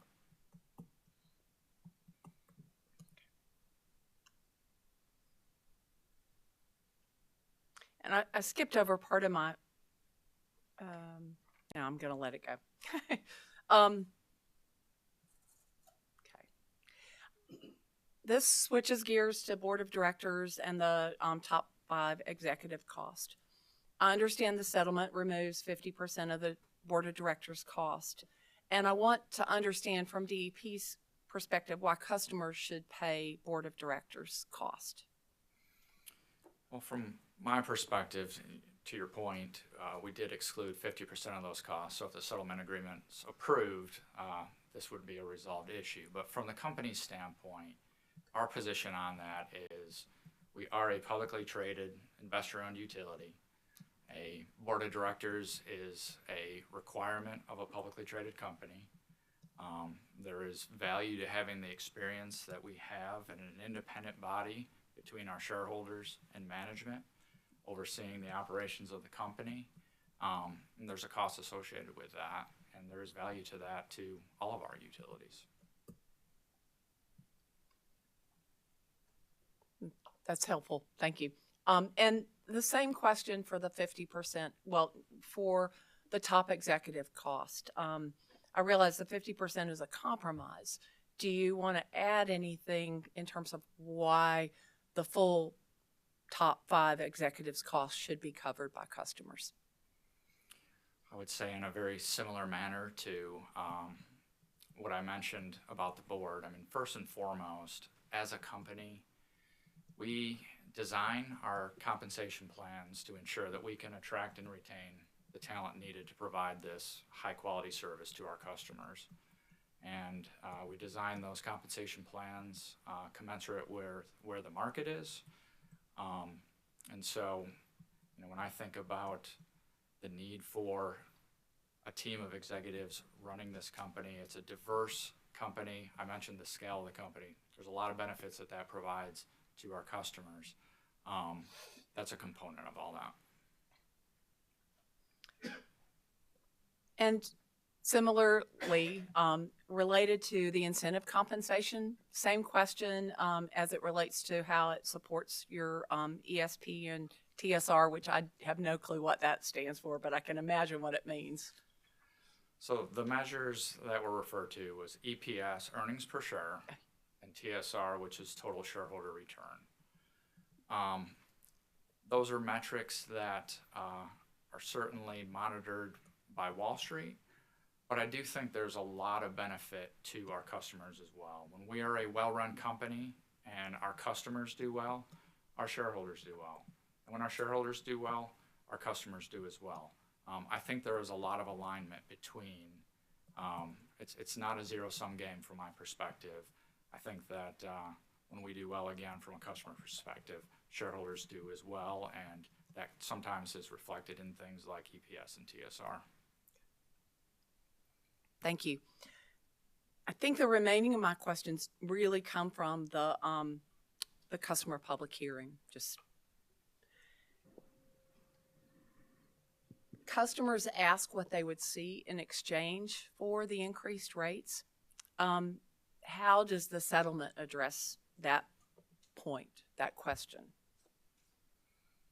Well, I think that the settlement, first and foremost, has a qualitative benefit to all the parties here. When I think about how incredibly capital intensive this business is, we do have a need to be able to hit the capital markets, and it may not be at our own choosing of when. For example, when a storm hits, we don't just have cash sitting around to respond to that storm. Every day we are actually operating as a cash negative business, and we go to the capital markets to fill that gap on behalf of our customers. And so from my perspective, the comprehensive settlement agreement really shows, if it's approved by the commission, it shows predictability, it shows consistency, it shows a constructive regulatory environment. And that is something that certainly investors are looking for, the credit rating agencies, and ultimately that accrues to the benefit of our customers because it provides us with access to the capital markets at the lowest possible cost for our customers. So that's overall what I would say, how the settlement agreement can benefit our customers. The thing I would add to that too, with grid modernization, it is part of, improving our grid operations, improves reliability for the customers. And it also gives the ability where we can recover the grid faster after storm events. So they should see improvement in that space as well.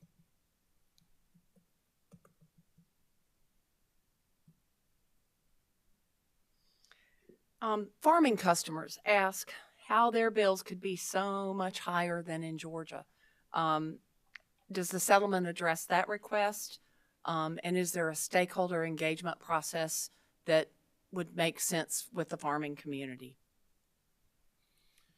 So I can't speak to the Georgia rate, but what I can speak to is, post those events, Mike and I have had several conversations. We have folks that currently engage with the Farm Bureau and other pieces of the ag community today. But one of the things that we talked about was Mike's team already has a stakeholder process where they go out into the communities with nonprofits and other agencies, and we meet with customers and answer questions that they have. We may want to get more intentional with the ag community in some of those meetings as well to be able to answer their questions and talk through some of their rate options. In addition to that, we're on the cusp of having basically a rate calculator so that they can go on our website and take a look at their rate options and determine if there's another rate out there that may be beneficial to them as well. The other thing that we've done post Customer Connect, that since we've gone to one common customer information system platform, we've been able to implement a business service center. And as part of this business service center, a piece of that, we have a group that serves customers with 1 to 6 accounts, and we have another group that serves customers with 6+ accounts before you become a large account. And it gives a more tailored service model to our ag customers, which many of them fall in that 1 to 6 account category, so that they're even more trained, more in tune with the different rate options that these customers have, and can better serve that customer base. So as they call in now to be able to get service, they're directed to that specialty group to help them work through their questions and concerns. And is that a new since the customer public hearing, or did that exist prior to that, or when did it go into place? It was stood up in the 4th quarter of this past year, and it was post implementation of our Customer Connect project.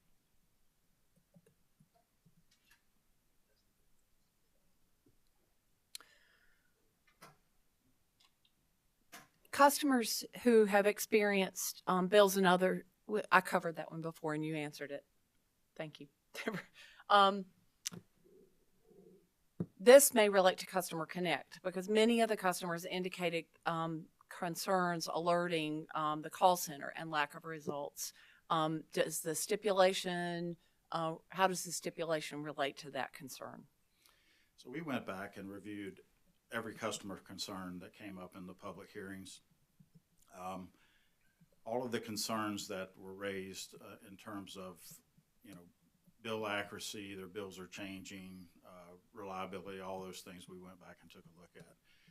We found two customer instances where we didn't meet expectations in terms of call center performance and/or one customer who actually his bill had been calculated incorrectly and had to be adjusted.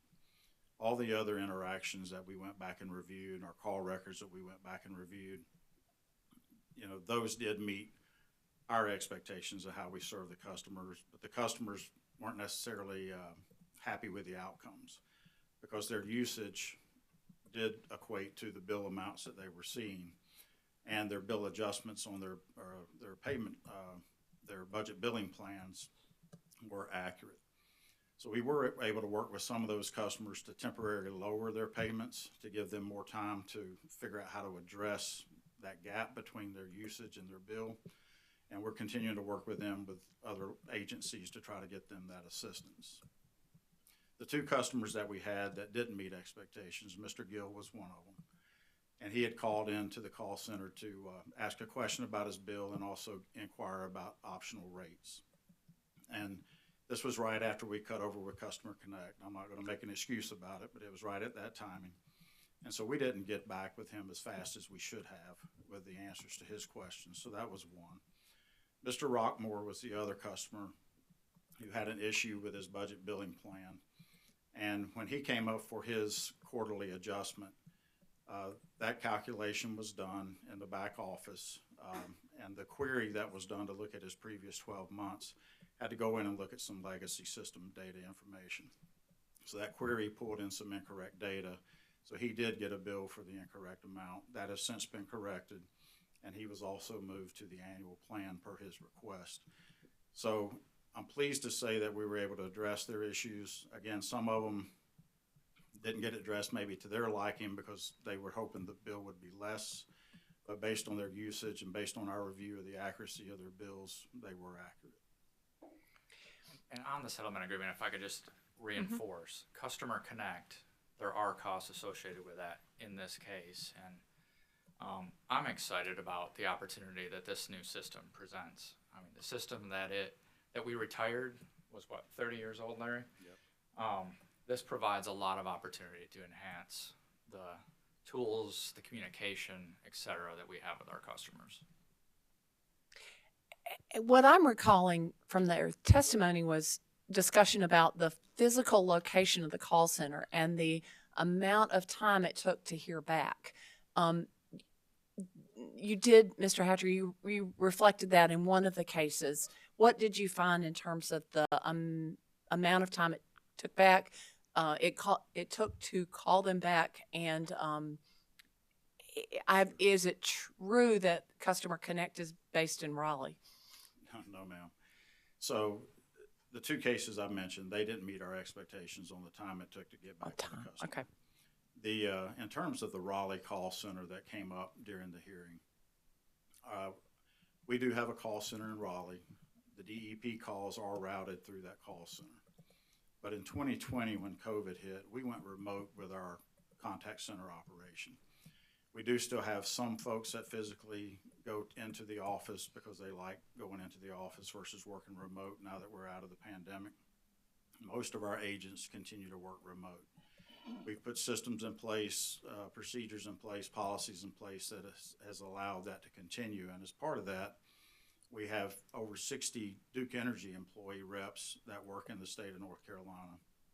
We have over 300 vendor reps that work in, South Carolina, I meant to say. We have over 300 vendor reps that actually work out of a vendor we have in Greenville, South Carolina. So many of those calls are routed to those reps that serve in DEP, South Carolina. It goes to the 1-800 number that's, in Raleigh, but those are routed to the reps that serve South Carolina. We do like our reps to live within an hour of a physical location where we've got backup generation and we've got backup phone capability, so that when we do get into a major storm event, if they were to lose power at their home, they have the ability to come in and we can still serve our customers.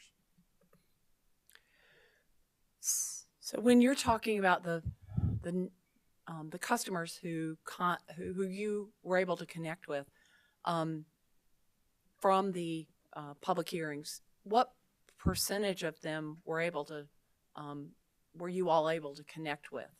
And, we saw you all, making it clear who they should reach out to and try to connect with people, as they left. But what percentage of those that came and testified to us do you think you connected with? I don't know if I can give you an exact percentage, but I will say we met with almost all customers that either came back to us in the back of the room, or if they had a billing concern or reliability concern, or they wanted to get information on a different rate, we did reach out to all of those customers, and those were supplied in our response to you all on how we answered their questions and inquiries. Would you guess that connection is up to, close to 100% of the people who came? I would say it's well over 90%. Okay. Okay. I appreciate the guesstimate. Yes, ma'am.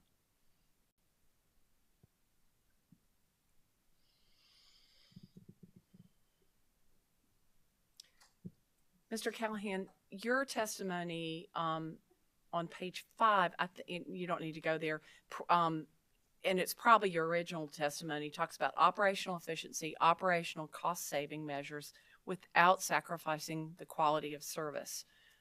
Having trouble with the formatting of my questions and being able to see them. I want to give you a chance to, and perhaps you've already done that. I apologize.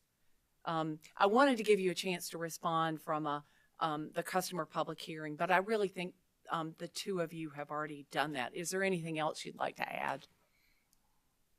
I think we've hit on a lot of it. When I think about the overall system, we benchmark ourselves against other utilities, and I think we score very well in terms of our cost profile. That's with respect to generation, that's with respect to our T&D infrastructure and maintenance. And I would just really underscore again that it is a mindset that we have every day, because we recognize that reducing costs ultimately at the end of the day helps reduce bills for our customers. The other thing I would add is, you heard from a segment of customers at these hearings. I'd like to give you a little broader perspective that we hear from on a more routine basis. As I said in my testimony, we just in December of this year received the J.D. Powers information from their surveys. And we were ranked 3rd in the nation in DEP in terms of customer satisfaction. We were ranked number 2 in the South large segment, only 1 point behind our competitor who ranked above us, so essentially almost tied. And, the J.D. Powers measures customer satisfaction related to reliability, price, billing and payment, corporate citizenship, communications, and customer care. So when you look at it on an aggregate scale and the information that our customers are providing back to this survey, and even in our own internal surveys that we send out, our customers are satisfied with the performance that we're provided. Our goal is to be number 1. We're still going to continue to shoot to be number 1, but currently number 3. And that's the 3rd year in a row that we've been in the top quartile in performance in J.D. Powers for DEP South Carolina. The other thing I would say in terms of the hearings, I personally attended the hearings. I had members of my staff attend the hearings, and we do that for a number of reasons. We need to hear what our customers are telling us, and we take every piece of feedback, every complaint as personal. We've done something that's either created an issue for a customer, or the customer's not fully understanding their bill, or we haven't been able to articulate that message, and we need to understand what that is. And because of that passion to serve our customers, we've been able to reduce our customer complaints by 70% from 2018 to 2022. So in 2018, we had 596 complaints that we registered that year. 2022, 180. And again, the reason for that is we continue to work with customers to understand their issues and try to find solutions to help resolve their issues. And these hearings are no different. We treated them the same exact way.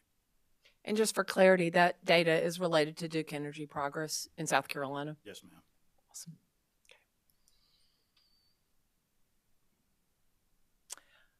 Only two more questions. I say that for the benefit of everybody who's endured this patiently. At least one customer expressed interest in understanding what would happen to rates in the third year. As I reviewed the settlement documentation, I missed seeing where that was identified. What is the plan for rates going into effect as of the end of 2025 after the EDIT rider is no longer in effect? Is that in the testimony? Did I just miss it? And probably more importantly to me, how is that going to be messaged to the customer? Because as I understand it, they're going to be, you are phasing in this by virtue of how it's been calculated. And so there's an ultimate number in 2025, or maybe that at some point around that time period that customers will begin paying. And so that's the spirit of my question. So I think that if my numbers are correct, at a high level, the average increase with the EDIT is about 5.89% if the commission was to approve the settlement agreement. That would increase to 8.83% after 25, so 1/1/26 and beyond. A lot of things can happen between now and 2025. I think there will be, we'll be coming in for fuel. I'm hopeful that fuel starts to come down over time. Obviously, can't predict exactly what that'll do. But I do think there's also going to be some important benefits here in the near future on the Inflation Reduction Act. We talked about that in an allowable ex parte, where we talked about, for example, nuclear production tax credits that will be available to us. And those are all timed nicely because that could be an opportunity in the future to help sort of normalize where rates are going. But we'll have to determine at that time what the overall rate structure looks like for our customers, how we message that. But we're very mindful of, which you're referring to, this step up in rates. So I appreciate the hope in that answer, but how would you imagine if you don't have anything that offsets that increase, how will you message the complication of, a rate this year, a rate the next year, a rate the next year, and there hasn't been anything about coming to the Public Service Commission? If those hopeful things don't happen, how do you convey that? Well, I think we continue to convey where we think costs are going. And this isn't something we haven't had in the past. I mean, we have had agreements before where we've used, for example, cost of removal as a mitigant to step into rates and message that to customers over time.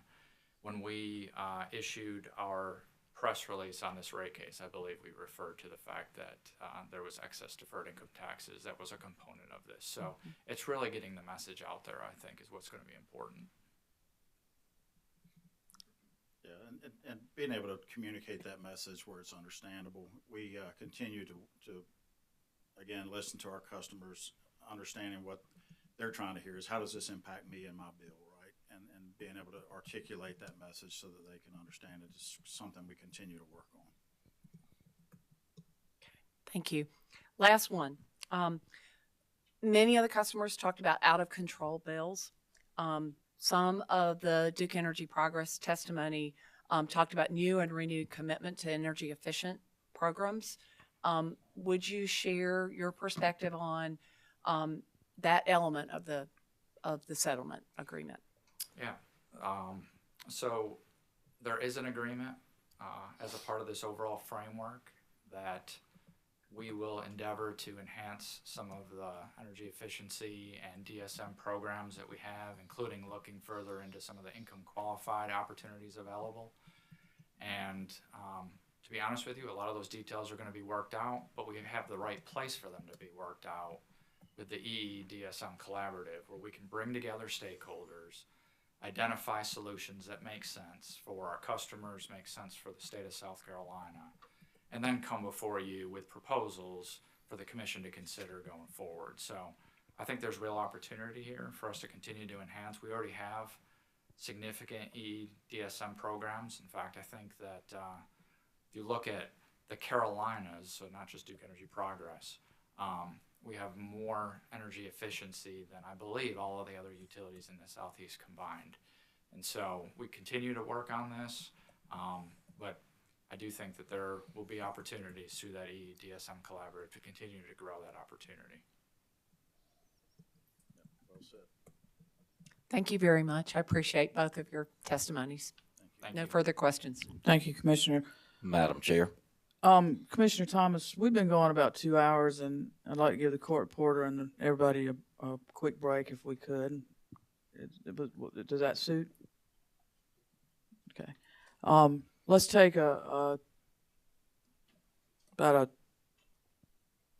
10-minute break and return at, I'm looking at my clock, my phone, it says 11:31, so we will return in 15 minutes, well, 11:45. 11:45. Thank you. Gentlemen, you're under oath. Please don't discuss your testimony with anyone or allow anyone to discuss it with you or talk to you about it. Thank you.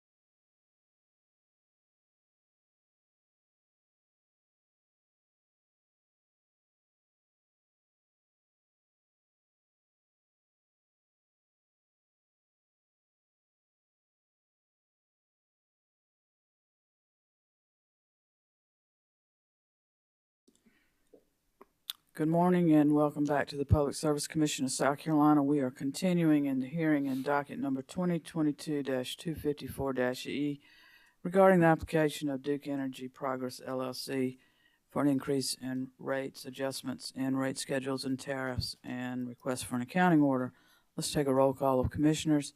Present in the hearing room, we have Commissioner J. Williams, Vice Chair Powers, Commissioner Thomas, Commissioner C. Williams, Commissioner Caston, Chair Belser, and with us virtually we have Commissioner Irvin. We are in commissioner questions of our first witness panel, and we recognize Commissioner Thomas. Thank you. Thank you. First of all, I'd just like to express my thanks to all of the parties and all of the work that went into this. I can't even really imagine what all went on behind the scenes over the holidays and weekends and evenings. I remember the day the hearing was supposed to start, and the chair came into my office and she said that they've reached a settlement. I truly believe that she was kidding. I didn't. Anyway, so thank you. And also I'd like to say thanks to Commissioner Carol Lee Williams. I don't have very many questions. She pretty well hit most of the topics that I had. But let me mention two things, or ask about two things. And one is the Edith Rider, and that expires in whenever it is, 2.5 years. And I know you mentioned that there are a lot of things going on that can change between now and then, but this is something that if this is approved, that is going to happen. And I would just encourage communication on that topic. I don't know how you do it. I don't know how to tell you how to do it. I don't know if you can, if it's going to be a line item on the bill, you can put it in great big bold, underlined, highlighted. You know, this expires such and such a date. Not that anybody even looks at the bill. I don't know. But to me, it's a concern that really make an effort to communicate. Yes, sir. Understood. Right. And the other point that kind of came to my mind was when you were talking about the remote work in connection with the call center people and the need to be within an hour of a place with the backup power and everything. That makes a lot of sense, but obviously you thought about the issues with transportation during storms for those people to get to the place, flooding, trees down, and amazingly power lines go down. But so I don't know how you deal with that. Any comments on that? Yes, sir. So we have processes and procedures, and it depends on the severity of the storm and the risk that we're facing. And if it looks like it's going to be a significant hurricane, for example, then we would go ahead and mobilize folks in prior to the storm. If it looks like it's going to be heavy thunderstorm activity, then probably not, right? But there's processes that we've go through. We have someone that is dedicated to storm watch, storm duty every week that tracks that for us, and we monitor that very closely, and depending on what comes up, we bring in our whole team to make those decisions. Okay. All right, and let me ask a question a little bit more about the budget billing. It seems to me that we heard a lot at the public hearings, and we heard a good bit about quarterly budget billing plan and the annual budget billing plan.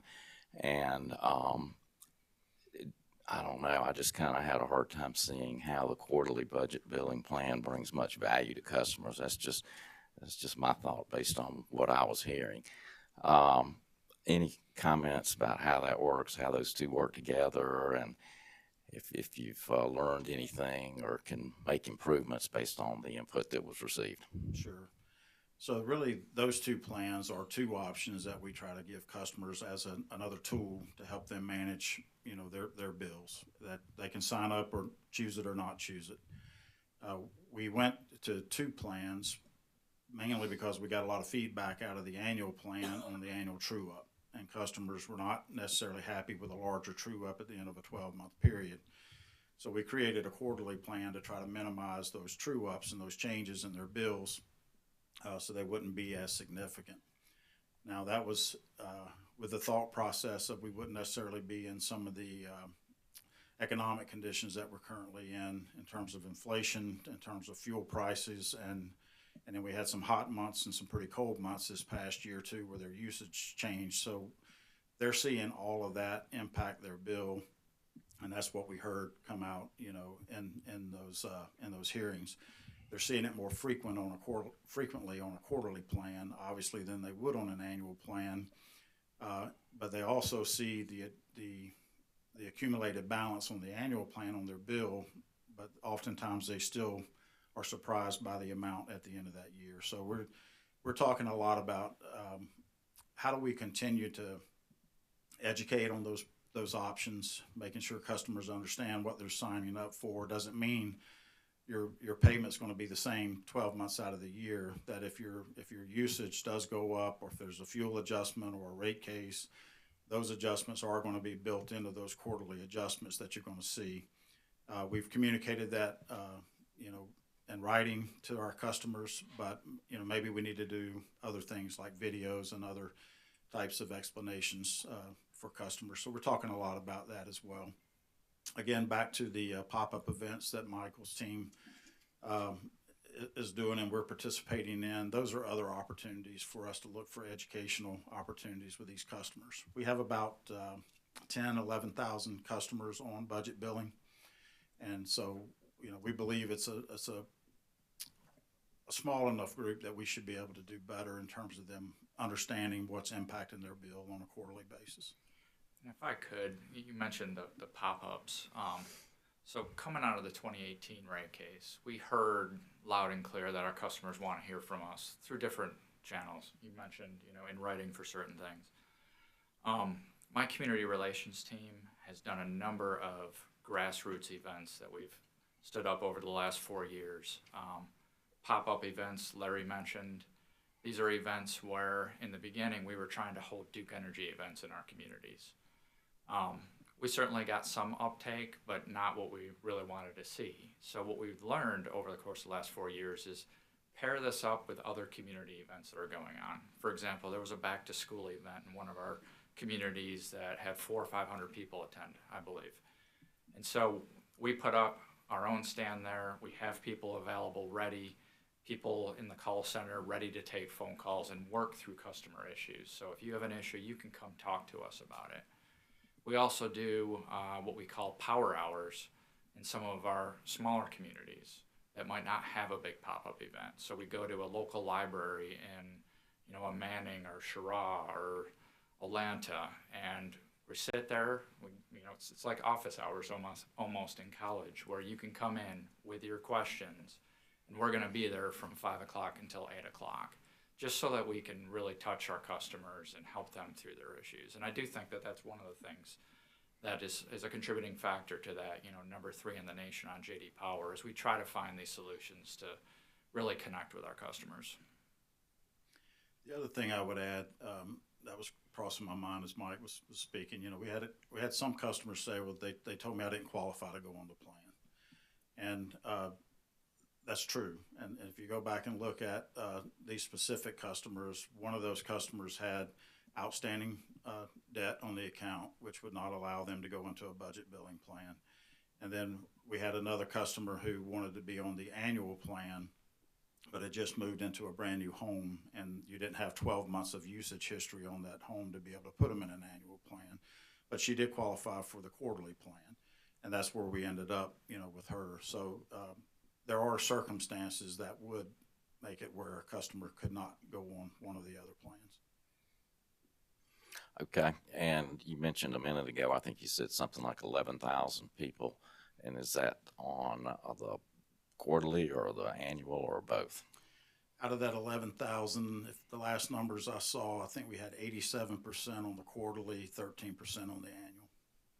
Okay, and if you are on the annual plan, then that amount, does it actually stay fixed for the period, or does it get adjusted by fuel adjustments or other things?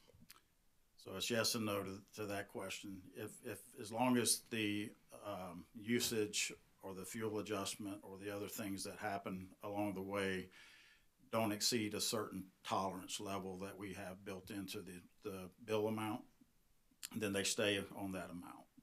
If that usage goes up to where if you look back over their 12-month period, it gets outside that tolerance, then those are adjusted because they're outside of a normal tolerance, and they would have potentially a very high annual adjustment if we didn't make that change.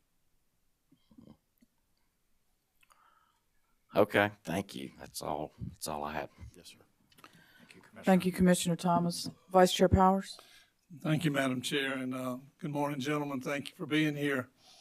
I think one of the best questions I've heard in a lot of these things is Commissioner Williams asked you, which I think is an excellent question. How does this rate increase benefit the rate payers? Your answer, Mr. Callahan, I couldn't help but think about trickle-down economics, how the money goes one way and it's supposed to benefit them another. And I really struggle with I think the effect that the public hearings had on all of us. I think Duke included. People are suffering. We cringe when we see these press releases about these numbers that people are seeking as far as a return, because it all comes down to we kind of take the heat for all this, and that's our jobs. As you heard, and I heard, people are paying $6 a dozen for eggs. I didn't believe it. I went to the grocery store. I paid $6 for eggs. Heard about people taking cold showers, wrapping themselves in blankets. And I know you're also aware that the stock market, which, I'm reaching that age where I was kind of hoping there was going to be a big golden egg there. I think most of that golden egg got taken by the stockbrokers themselves. And I'm just, stock markets plummet and people are really suffering. And I think what we hear is that if the public has to tighten their belts, why can't Duke? Is a feeling. And I got a question here somewhere. What I really like, and I'm proud to see, is that in this case, everybody's represented. Environmental people are represented. ORS is here to represent the public. Although I guess with the name Public Service Commission, we're considered to be those people. Businesses are represented. Of course, the company's well represented. The industries such as our big industries, Walmart, Nucor, those sort of things are here. And I think that's good if people are watching. But people are watching that bottom line. And I'm really concerned that all we've dealt with is raises. You can shift it to the business sector. It's going to trickle down into higher costs for consumers. And I'm sure the consumer affairs people are aware of that.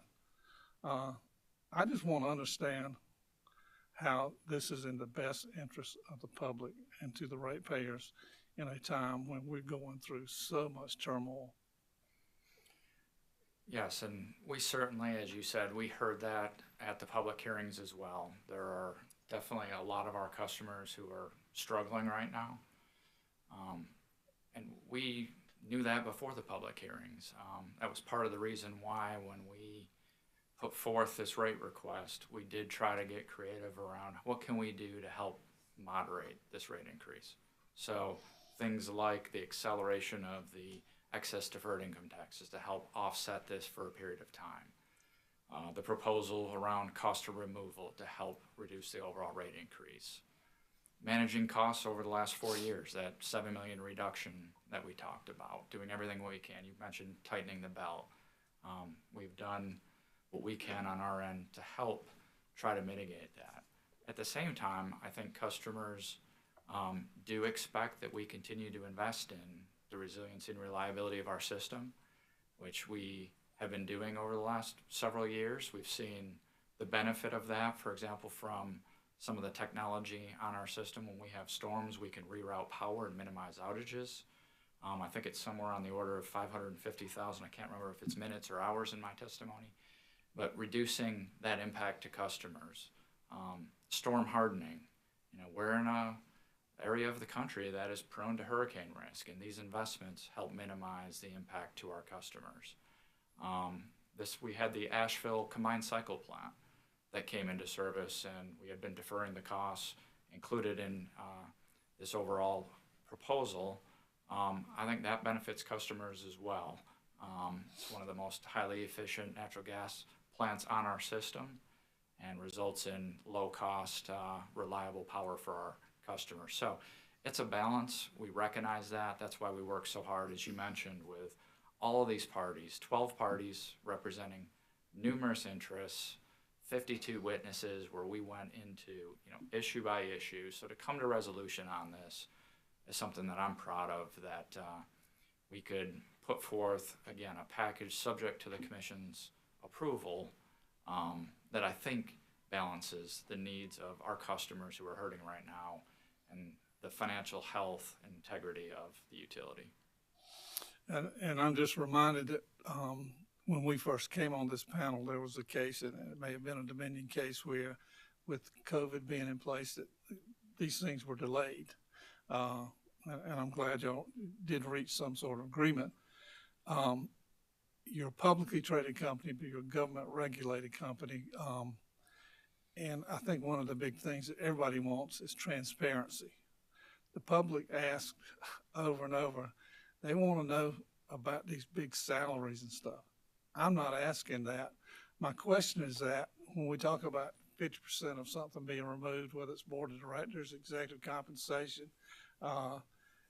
if they want to know what is 50% of what it is, as far as a number, is that information available through the website or through requests by individuals or whatever? I mean, 50% of what is what, they want to know. I don't want to know. I'm not asking that. But what sort of information as far as your, what do you call the things I get in the mail? But what your website, let's just say, or your written materials, what sort of information is available that people can understand? Well, if you specifically talk to the board of directors, if you talk to the top 5 executive officers, or what are referred to as named executive officers, and I believe that this is under the securities rules, we're required to do this. We file a proxy statement with the SEC that has the salaries and so on, the compensation package for those top 5 officers available on our website, available on the SEC's website, that would delineate all of that cost. Okay, so that it's is available if publicly somebody available. really wanted to know. Yes. Okay. Well, thank all of you for what you've done to get this agreement. I couldn't help but think when you talked about pop-up events, do these employees get combat pay when they go to these things? They often get a pat on the back when they resolve the customer's issue, which is nice to see, because sometimes people just need someone to walk them through it, talk them through it. Well, they want to see it. They want to see y'all, and it's good that you do that. That I really appreciate. That's all I have. Thank you so much. Thank you, Commissioner. Thank you, Commissioner Powers. Commissioner Justin Williams? Thank you, Madam Chair. Gentlemen, good to see you this morning. Thank you for the settlement. Everyone worked. I imagine you had to work hard. Appreciate you all's leadership in that. I don't want to waste time or be disrespectful of the hard work that everyone put into the settlement, but I do have a couple of questions. I'm concerned about your service territory, the customers there, DEP. I think it's an area that struggles with some poverty. It's a rural area, and there's just issues that are going to be unique to an area that is rural and impoverished. So when you say that your North Carolina customers are similar to your South Carolina customers, what information are you using to draw that comparison? I'm not using any specific information. It's just my general awareness. But you are correct that the PD region of the state is certainly more rural, more impoverished than perhaps other part of our service territory across both South Carolina and North Carolina. Certainly different from the upstate, and with respect to that would be different from North Carolina, I would imagine. Right. And I appreciate you making that acknowledgement. So what is your vision or strategy to bring some level of equity to customers in that area, the DEP area? And I'll give you an example. I hate to say this, but before, I'm just being vulnerable here and transparent. Before I took this job, I rarely looked at, let me be honest here. I had never looked at my kilowatt usage. I just looked at the amount I owed. And so when I see and hear the proposals for a rate increase, and it says based on average usage, 1,000 kilowatt hours, I hear that, and I see what that number looks like, what the increase would be based on that round, easy-to-use number. And then I hear testimony at a public hearing from one of your customers that says in order to manage their usage and manage their bill, essentially, or ultimately, rather, that they take cold showers, they keep the thermostat very low in the winter, very high in the summer, wash clothes at night, and so forth and so on. What I would consider somewhat extreme measures, at least to me. And then they say they use about 1,200 kilowatt hours per month. I have a hard time accepting that. Is there anything that you all are doing, when I say you all, your team, is doing to try to bring some equity to customers like that? Well, certainly if the commission approves this settlement, that was one of the components of the settlement agreement, was around the EEDSM collaborative, looking at opportunities to improve, for example, income qualified programs.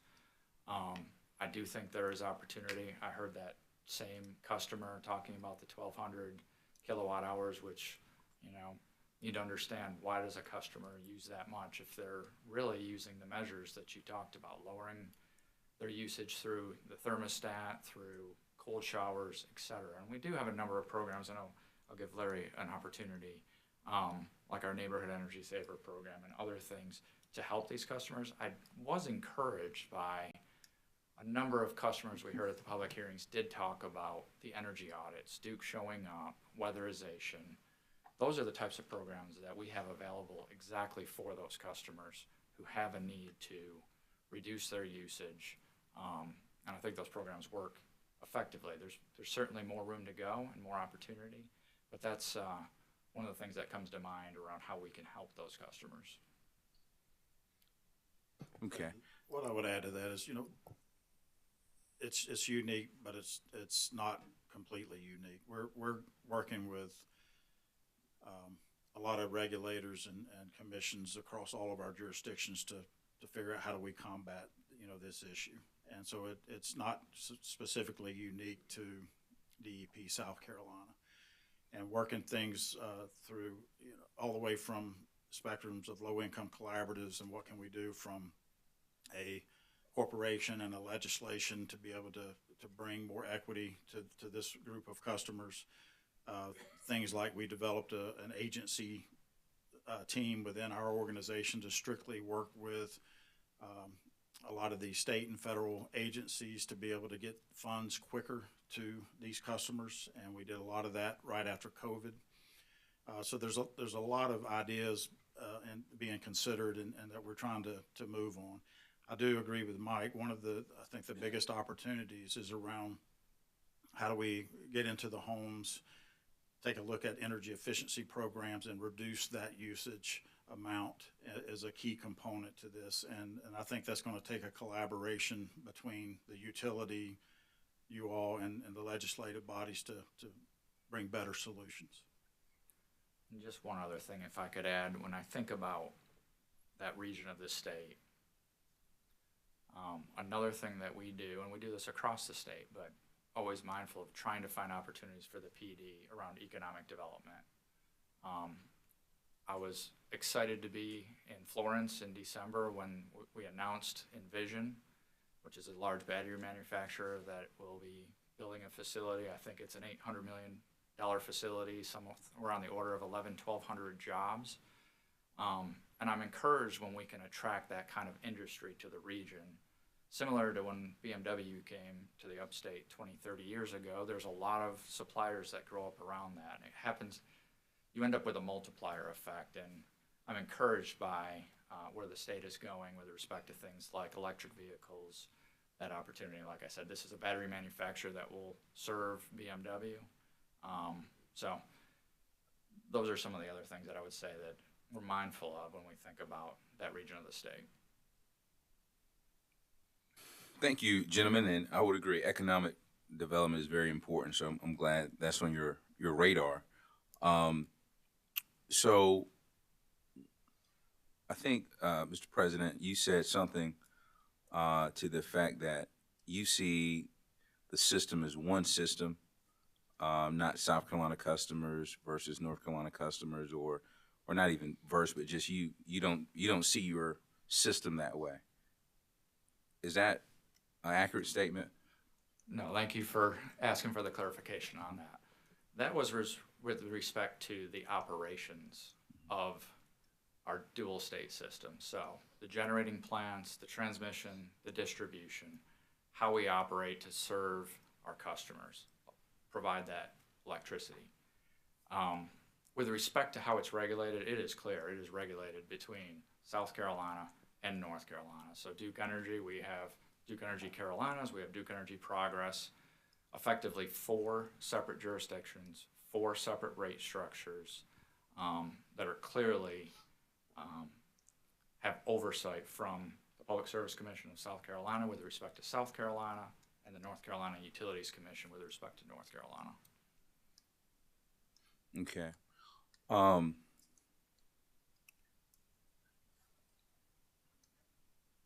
Is it possible,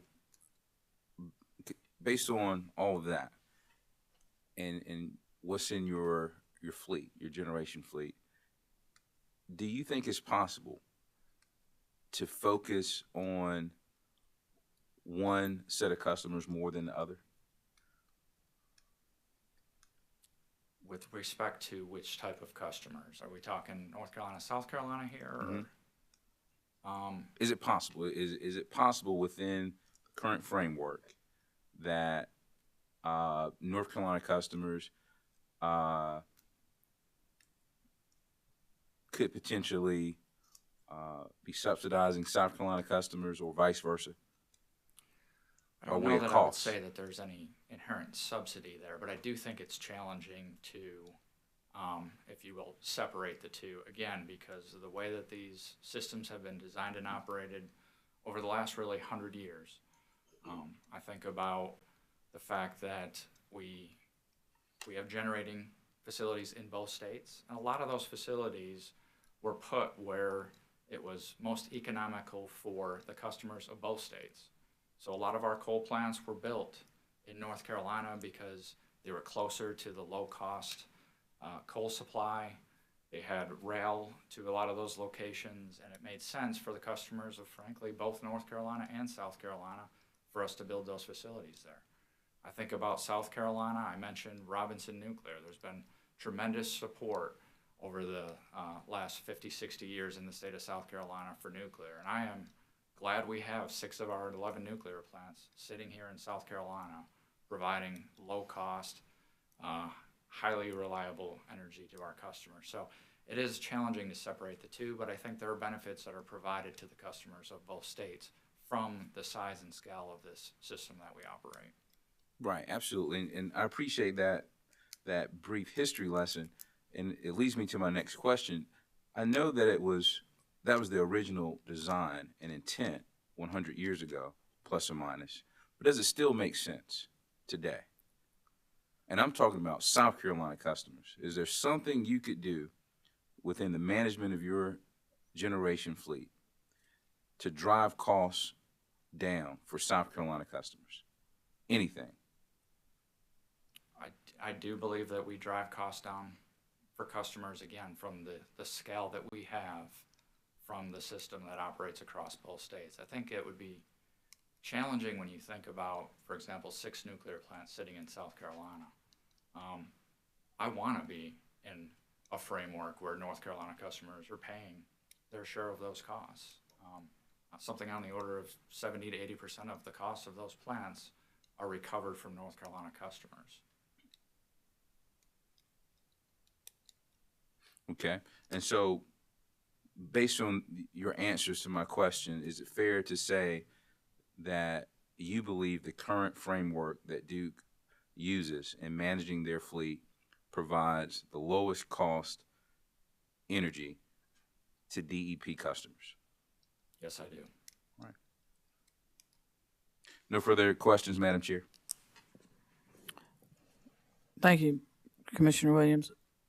I'd just like a clarification before we move to the next commissioner. When you say 6 nuclear units operating in South Carolina, are those in DEP territory? No, I'm sorry. Okay. That was just across both Duke Energy Carolinas and Duke Energy Progress. Okay, thank you. Commissioner Caston? Thank you, Madam Chair. And first, I'd like to apologize to the chair, commission, everyone for my tardiness, which is a long time ago, but I hadn't forgotten it. And you better believe she hasn't. I respect y'all's time, and I would never think mine's more important than yours. I knew when it started. I simply set my alarm wrong. I'm without excuse. So that said, and also, I recognize Mr. Hatcher, Mr. Callahan, that all of those public hearings, I saw you guys there too. And I think that speaks well of everyone. I know Duke did not come empty-handed. You guys brought a lot of people. Probably need a bus. We take it serious, sir. Yes, we do. But don't charge customers for that bus. I'm kidding.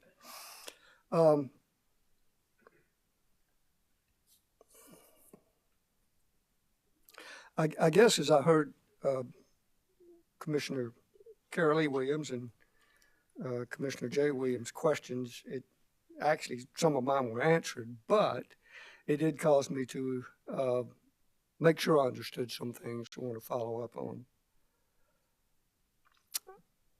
And going back to the rolling blackout issue, and I'm not sure I heard this one way or the other, but was that a generation issue? Yes, I would say that overall it was a generation issue. It was,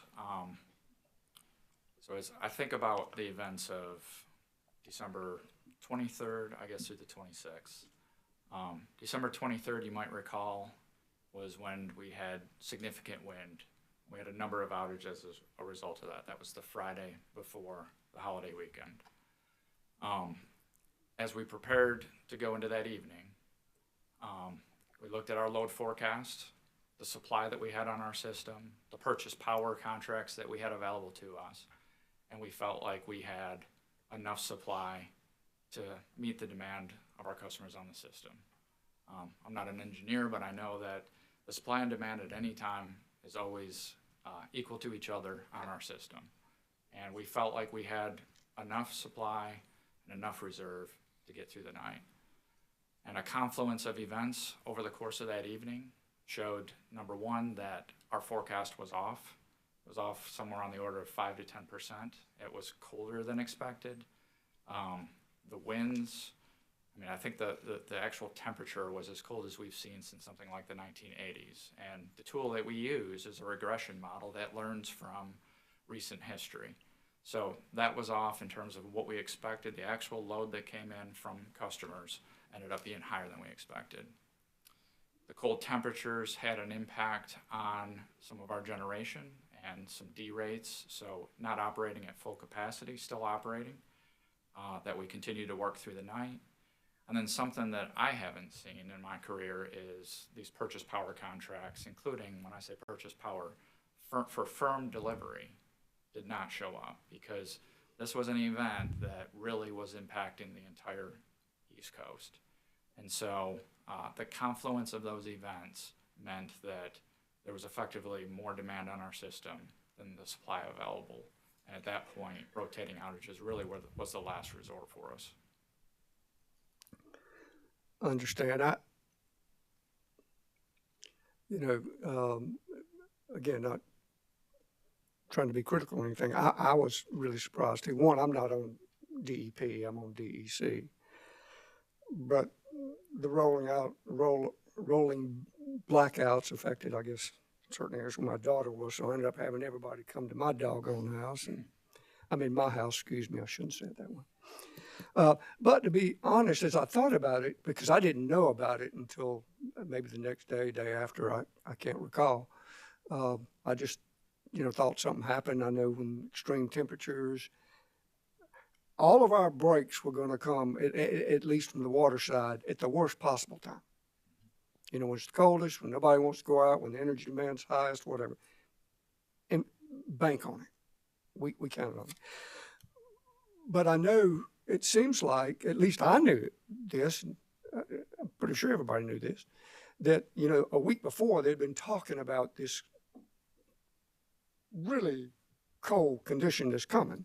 It already hit, south, southwest, and it's going to have winds, going to have these very low temperatures and this kind of thing. And I know from other hearings, you guys have talked about the contract services you have with weather forecasters, and you have stuff internally. So again, not trying to be critical, but I'm surprised that this caught anyone off guard. The effects of it. Does that make sense? No, that makes complete sense. And we certainly, to your point, we forecasted a week out. We knew it was going to be cold. We did a lot of walk downs of our facilities. We've done a lot of weatherization. We certainly learned from Winter Storm Uri in Texas. We'll continue to do the same from this. I think there's an opportunity for additional lessons learned. But really, when I've talked to some of our operators, it was within a 90-minute type of span that really they saw that demand start to go up at a rate faster than anybody expected.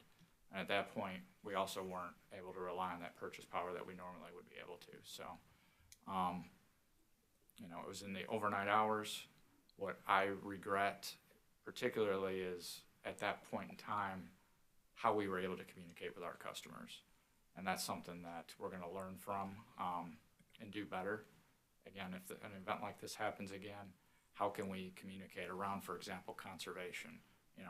I'm thankful that our customers, when we used mass communication channels early that morning, and our customers conserved, which really helped in the overall process.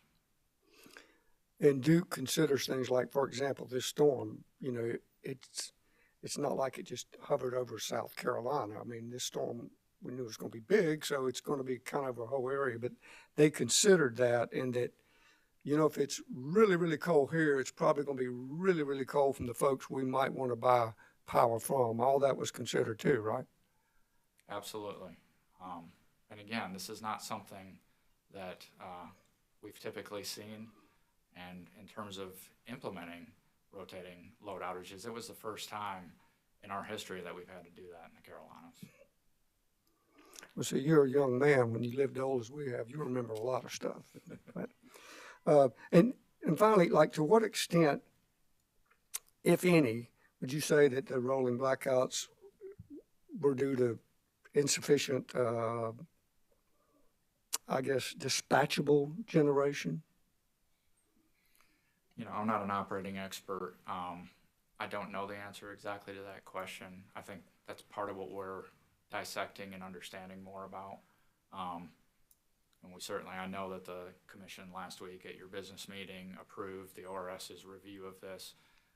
We have a lot of data and a lot of information. We have an internal team really rolling up their sleeves and understanding what happened, what can we learn from this, how can we be better around this in the future.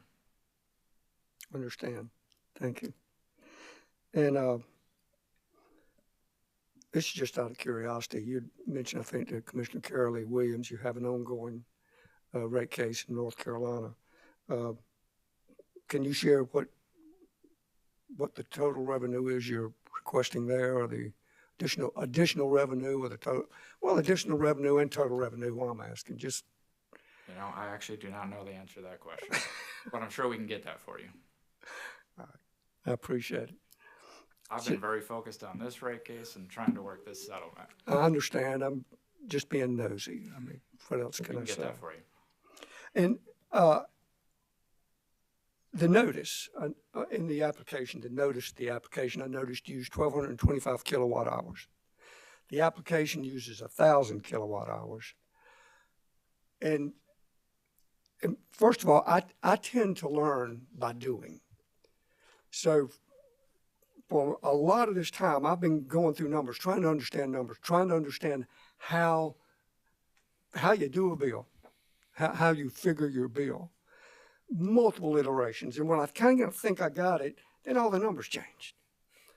Or either I thought I understood this and didn't. So I suspect a lot of the questions I have or would like somebody to help me go through that would probably be with Ms. Elliott and Ms. Reed. As well. That's correct. But relative to the notice, 1,225 kilowatts and 1,000, do you know why that's different, or is what's the distinction?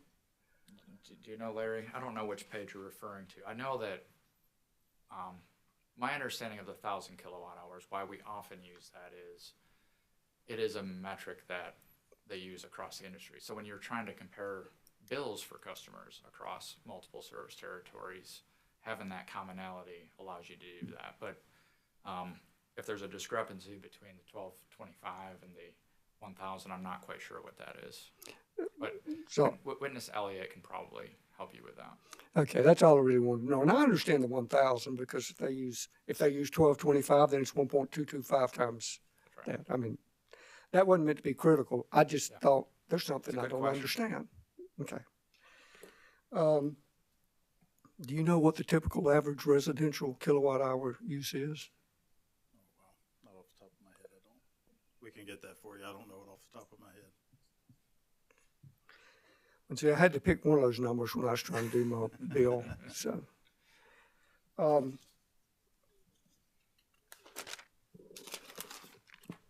not many more. Commissioner Caston, maybe I can help out based off the dialogue. Mr. Callahan, 1,000 kilowatt hour, correct. The 1,225 average, it's truly the average of all the residential customers. So that is, I think, the answer to your question around what the average is 1,225. So it's same mathematics, just different element of usage that's compared. I understand, and I wondered if that's what it was in the notice, and I thought, well, it makes sense, but you know, again, that was just for my edification. Actually, all this is. I feel like I owe it to this commission, the companies, the interveners, the customers, everybody, to understand this stuff as best I can, to be as good as I can be. And that's a struggle for somebody like me because, you know, I'm kind of limited too, you know, brain power and everything else, but I'm trying. And as I say, I learn by doing. So when I think about the bills, for example, I told you I was a DEC customer. And I got to be honest, I was like Commissioner Justin Williams. Man, I used to just look at how much I owed and when it was due. And hopefully I'd remember that and pay it on time. Thank God for bill pay. But until some time back when I started, you know, kind of looking more, I felt like I probably ought to understand my bill a little bit more with my new role and such. And I started looking through it. I had to go to the website actually to find some of it because, you know, it's like 2 pages and you got like 1 3/4 page. This is my DEC bill. I don't have a clue what a DEP bill looks like. I may have had one. I don't know. I just don't recall. But I couldn't find really anywhere on that bill that kind of explained to me what really things really were or what was in that thing. Now, it did tell me I've got I don't know, 72 cent Leaf 50C. And I understand the municipal fee. I assume that's the franchise fee or whatever, at least for me living in Clemson. But when I looked at it and had to go online to try to figure some of this stuff out, I saw where DEC has an inclining block rate. I think the first 1,000 kilowatt hours is at whatever my unit cost is for energy, and 1,001 up is a greater number on my DEC bill, which, you know, from a utility point of view, even a water point of view, if you're thinking in terms of conservation, that's probably makes sense.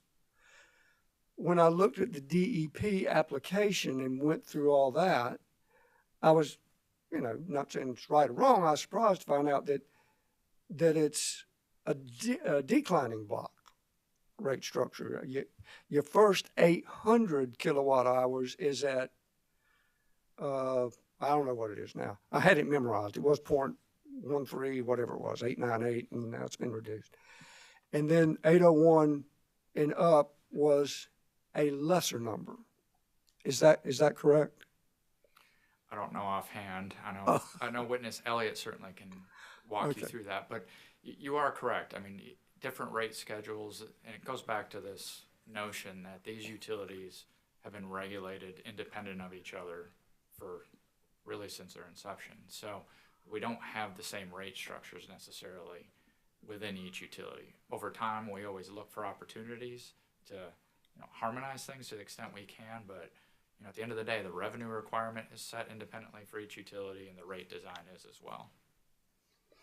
Well, I'll just probably wrap up my questioning now then and just wait for Ms. reading those, because as I went through some of these examples, and just, I'm a numbers guy, and I try to understand them.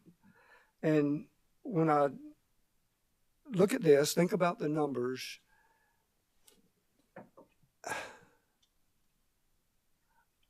I don't want to, it's certainly not my role to tell anybody how to do anything. At my previous role at our utility, on our bill, we actually had we broke down all the items that were in our, whatever that bill was. You know, the municipal systems that had wastewater systems would use the water meter readings for their bill, so their sewer charge would be on our bill. Municipal fee, there was one. Different things like that.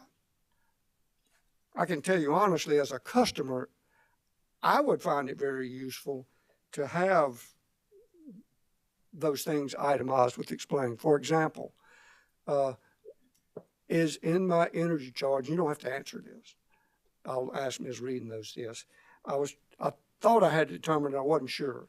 Did my DSM EE factor go into that energy charge, or it appeared to be separate, and then I had to do it here and then do it here, and then the fuel factor was different? Was that in the energy charge? I think it was, and I wasn't sure it was. I think it would be very helpful to show on my bill, this just me, dirt charge, $1, that's by statute. EEDSM, this is the cost per kilowatt, and this is how much separate that is in that bill. That's how much it adds to the bill. Fuel factor, this is how much it is, this is how much it adds to the bill. And this is municipal charge, this is your total bill, and this is how it got here. That's just me. Whether you want to call it transparency, whatever. I just want to understand things. And well, perhaps there's additional opportunities for improvement here.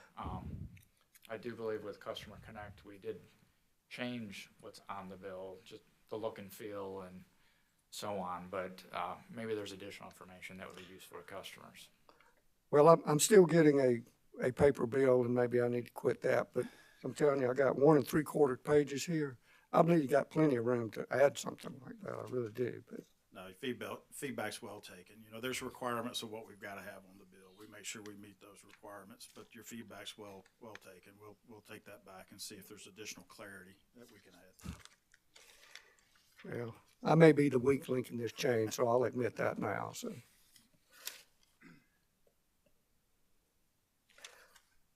I appreciate you guys' patience, and I look forward to talking to the others. Thank you so much. Thank you. Commissioners, further questions? Madam Chair, Commissioner Justin Williams? I forgot to ask one question, gentlemen. When you're considering your rate case and making your proposal, and we talk about the industry standard or average of 1,000 kilowatt hours, and I think in the service territory is like 1225. Is there any level of thought given to your customers who may live in homes that are not weatherized as to what their kilowatt usage is and how your request will impact them? Like, for example, and the math may be off, which is why I'm asking the question. My math may be off. So if the average usage is 1225 and I use 3 times that because I live in a home that's not properly insulated or whatever the case may be, is it fair to say that the impact of the rate increase will be 3 times the average? I think that's the correct math, yes. Okay. And so what level of consideration do you all give to customers that are in that situation, considering that they're going to pay 3 times as much for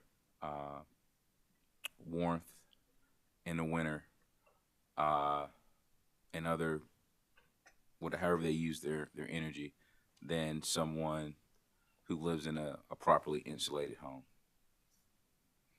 Yeah, we think about, before we file a rate case, first and foremost, we fully acknowledge it's never a good time for a rate increase. And so you start from that premise around, are there things that you can do to delay rate cases? We certainly, during COVID, recognized the hardship that placed on a lot of our customers. Things like deferrals around the Asheville CC plant, the coal plant, grid improvement plan, et cetera, helped us stay out. But once you make a decision, and there's a point at which, the longer you wait, because we're investing every day, the rate increase just continues to get bigger. And so there's a point at which there's a sort of an efficiency around, if we're going to go in, let's try to mitigate it in every way that we can. And then with respect to the individual customer classes, individual customers, trying to spread the rate increase in a way that's fair and equitable to all the different customer classes. And then with respect to individual customers, like you mentioned, if a customer uses 3 times the usage, that's where I would say that the programs that we have, I think, are critical to help them reduce their energy usage. I don't know why someone would necessarily be using 3 times more than another home, but there's got to be a driver for that. Help them understand that. Are there things that we can do through our programs, whether it's the LED lights or increased weather stripping, et cetera, all those things to help drive down that individual homeowner's energy usage. And I think that's the key. Is what we're doing is we're continuing to emphasize the programs we have that can help these customers with home energy assessments and audits. Go in and look at their windows, their weather stripping, all the things that they're losing energy from that's creating that higher usage, and continue to work with them to do that, as well as focus on how do you get more support to these customers from federal and state agencies to be able to help them with their bills. We've been spending a lot of time in that space. I do think this conversation, as I shared with you earlier, has got to continue to expand around what we do as a company, what we can do as a legislative body to be able to continue to support low income customers. And so it's going to continue to be a challenge that we got to work through. We're spending a lot of effort on our end, at least when customers call in, making sure that we're tracking the messages that our specialists are sharing with customers around, making sure they're getting information on the opportunities that they have to get these energy assessments, to get these products in their homes to help them reduce their energy usage. I mean, that's a specific thing that we look at on every call to make sure that those offerings are being given to our customers. Thank you, sir. I think I heard you say that you have about 11 to 12,000 customers that are on the budget billing. Budget billing. Okay. Are they required to have an energy audit? Are you tracking? That's a bad question. Let me take that. Not to get on that plan, no, sir. Okay. Is there any framework or any ability to track what you may consider high energy users? Like, for example, if the average is 1225, is the company tracking, a home that may use 3 to 4 or 5 times as much?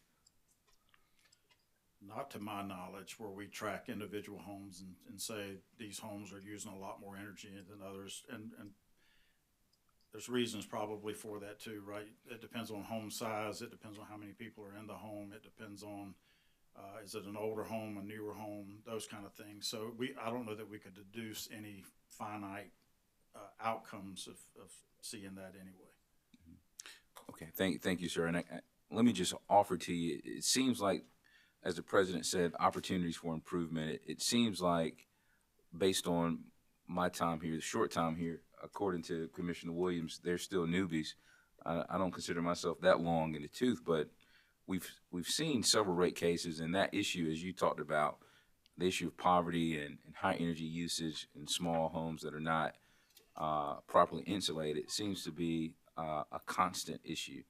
And I'm hopeful that there's something out there that could really address those issues. And hopefully you all can keep us informed with the progress of your programs and what you're doing to proactively address that known issue in your service territory. Thank you, gentlemen. Thank you, Madam Chair. Thank you, Commissioner. Commissioners, further questions? Madam Chair. Commissioner Urban? Thank you. Gentlemen, thank you for reaching a compromise agreement reducing the increase of the original request.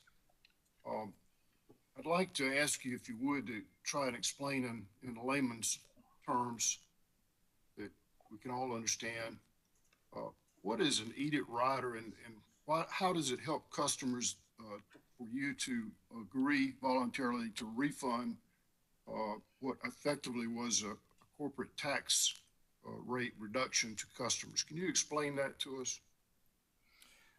I can do it at a high level, Commissioner Irvin. To your point, the excess deferred taxes that are a liability to Duke Energy, it's customers' money. It was taxes that we booked over time at a higher tax rate that was reduced in the 2017-2018 Tax Cuts and Jobs Act. And in the 2018 rate case, this commission authorized for the class of excess deferred income taxes we're talking about here, the flow back to customers of that overcollection, if you will, over a 20-year period. And what we proposed in this particular case was, rather than continuing on that path of effectively amortizing that to customers over 20 years, we proposed 26 months. And ultimately, if approved by the commission, the settlement agreement would have that flow back to customers over 33 months. So the practical impact on a customer's bill is you're going to be reducing customer bills by giving them the money back sooner. Is fair to say? That's correct. And so that's going to help reduce ratepayer bills as part of the settlement agreement. Yes, it will. And it'll substantially reduce it, won't it? Because how much money is involved in that particular part of the deal? I don't recall the exact number. When you look at, I guess it's about From the 52 million, it's $16 million over 33 months, which reduces the overall ask to 35 million. So I guess that's the answer. It's about $16 million. A lot of money to spread around to customers to lower the impact on their bills, right? Yes, that's correct. Good. And so you didn't have to do that. That was something that the company came to the table and gave up to try to lessen the impact on ratepayers. Yes, that's correct. In our initial proposal, we felt like this was an opportunity to recognize the challenges that our customers are facing, the size of the overall rate increase that we were requesting, and through the acceleration to help offset that for the next 2 to 3 years. And I want to thank you for agreeing to do that. We weren't legally required to, but I think it will help customers particularly during this time where we're seeing cost of everything go up. Inflation has had a dramatic impact, particularly on those seniors who are on fixed incomes, and maybe their only source of income is a Social Security check, and that's it. And so they have, as you've heard at our public hearings, they're under tremendous financial strain during this time. And so anything we can do to reduce their bills is welcome news. So I want to thank you all for agreeing to that. The other thing I think that I like about this compromise settlement is your willingness to expand and extend programs for low-income weatherization. Could you tell us about how you're going to expand that program and over what period of time, if you know? Yes, this is where I would say that the details really do need to be worked out.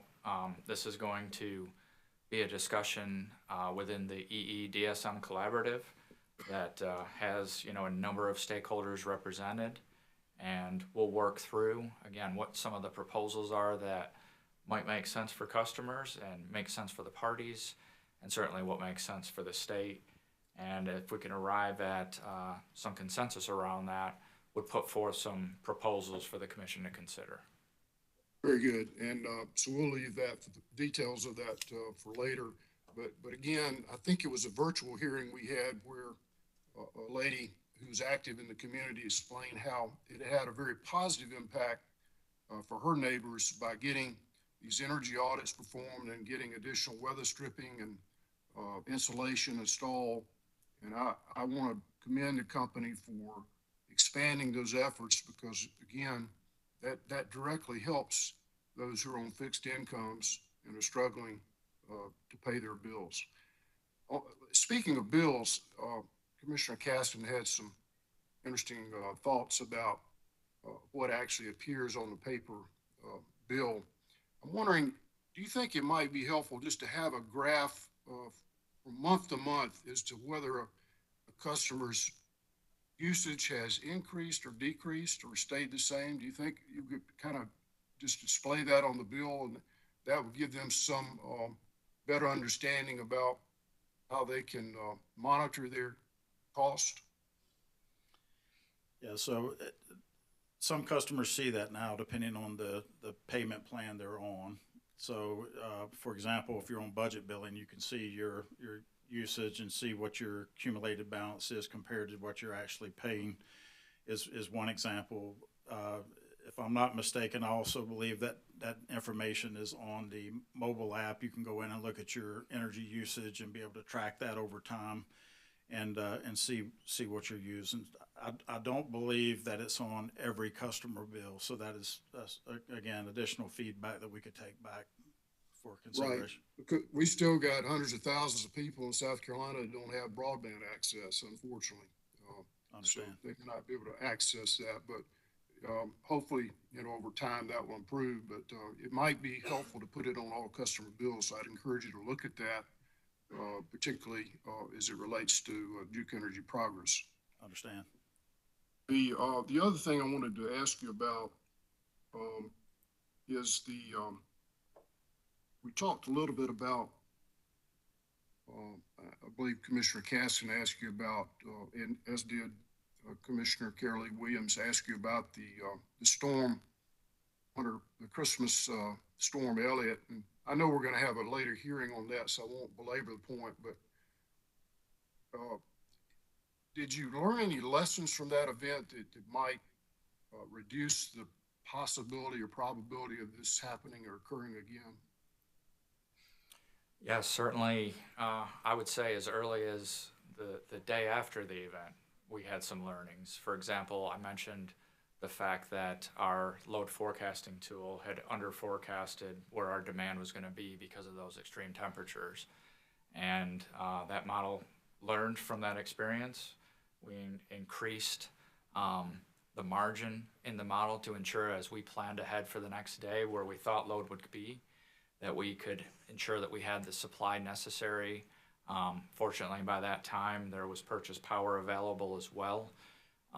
So, right out of the gate, we learned that. I mentioned that we're working through how we're going to communicate with customers here if something like this was to happen again. So I do think there will continue to be a number of lessons learned that we'll share certainly with ORS in their review, share with this commission.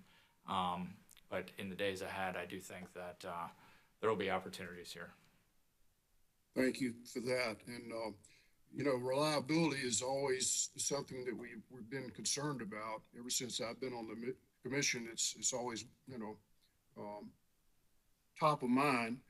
And what concerned me the most really was the fact that some of the gas and coal-fired generating units apparently froze up as well. The switching mechanisms froze and they weren't performing during this outage. Is that true? I don't know the specifics by each plant, but I do know, as I mentioned, there were some derates on some of those facilities is what I think you're referring to, where due to the weather, instrumentation and so on, there were some challenges. And a lot of that we had increased our weatherization and insulation, again, going back to some of the learnings from Winter Storm Uri, and we'll have to continue to evaluate whether there's future opportunities with respect to that. And that would include on-site inspections to see if additional winterization around those switches and components would help, I hope. Yes, I'd imagine that'd be the case. Right. And the other encouraging news was that solar apparently performed as expected during the outage. So you didn't lose any generation from solar units, as I understand it. Yes, that's correct. We did not lose any generation. Solar, I would say, operated as intended, which is, I think, what you said. Solar was not available on the system at 4 a.m. when we started to see the divergence of our forecast. Ultimately, when we had to implement the rolling outages, which was about 6:30 a.m., there still was not solar on the system. But immediately thereafter, you may recall that day, it was a perfectly blue sky, clear day, and there was a lot of solar that ramped up on the system, which proved very beneficial from our system standpoint, because I know this commission is aware of the Bad Creek pumped storage hydro facility that we have in Duke Energy Carolinas, which serves as a battery effectively.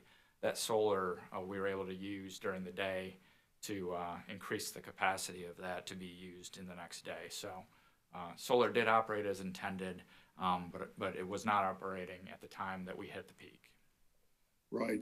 And that brings me to my next point. And under the federal legislation that was passed, referred to as IRA, what does that stand for again? I'm sorry, I don't remember. Inflation Reduction Act. Right. There's some federal tax credits that will be available to Duke Energy Progress and Duke Energy Carolinas that the company can take advantage of in terms of building out solar and storage. Is that correct? Yes, that's correct. There are a number of tax incentives around solar storage, as you mentioned, and earlier I'd mentioned nuclear as well. There's nuclear PTCs, which will prove beneficial. Right, and we hope that you'll take advantage of all those opportunities. Of course, Bad Creek, a nuclear facility up in Oconee, Pickens area, has served our state well, and while it's not in the DEP area, it's part of the overall generating capacity, and we hope that you're going to apply to the Nuclear Regulatory Commission for relicensure to extend the useful life of that plant. The Bad Creek's been a great addition to the mix.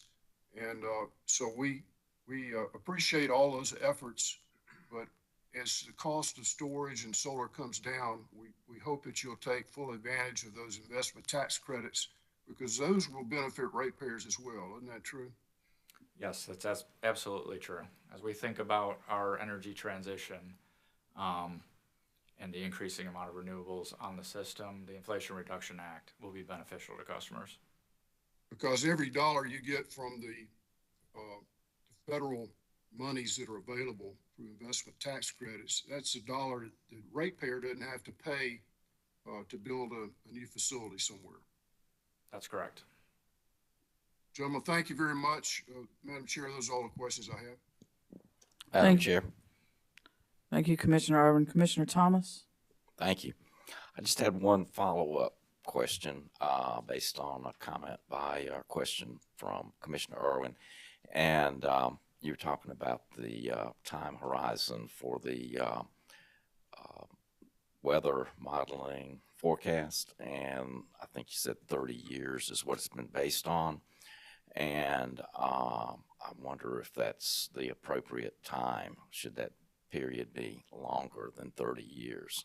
And would that information be available? Is that something that you all can look at or think about in connection with the lessons learned from the experience?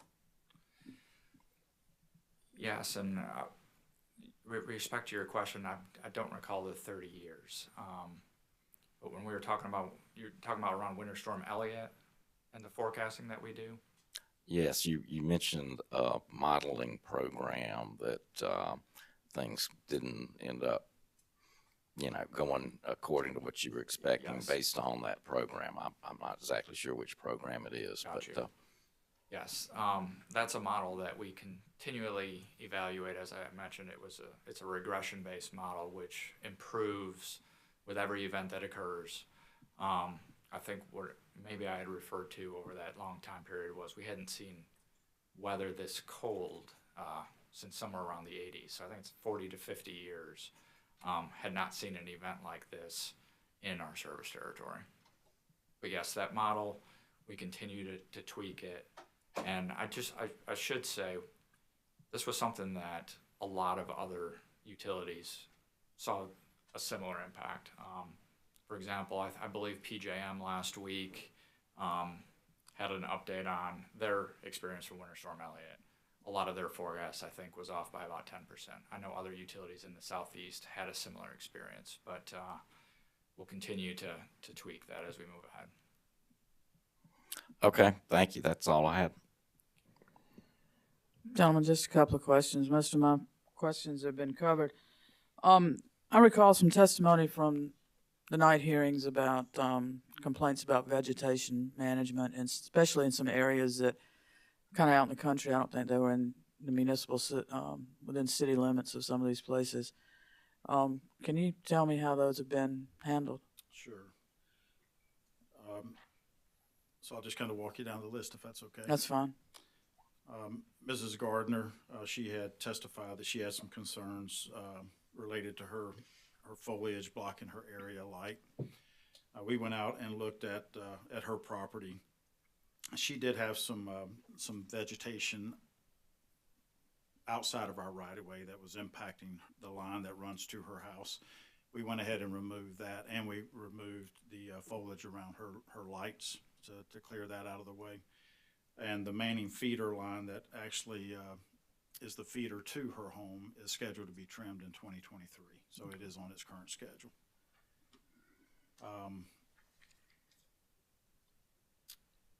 Mr. Pusser, he also had some concerns over his vegetation. We spot trimmed some of the areas at his home. He also had some dead trees that needed to be removed. So we removed a dead pine, a sweet gum tree, and we also had some vines on one of the poles that was interconnected to his home that we removed.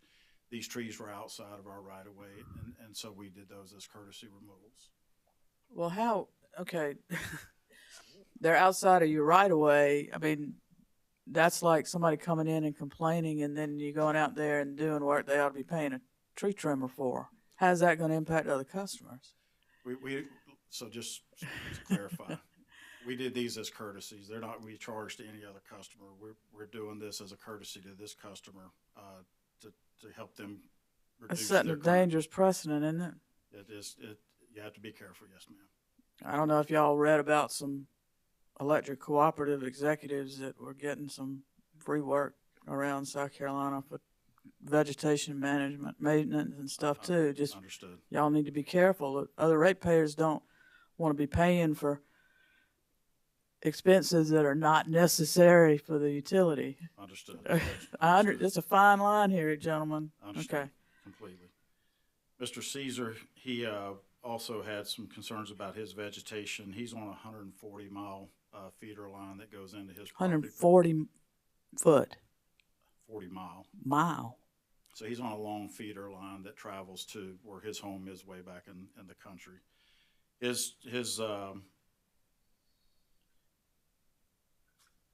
There were some limbs. I'm sorry, 140 mile?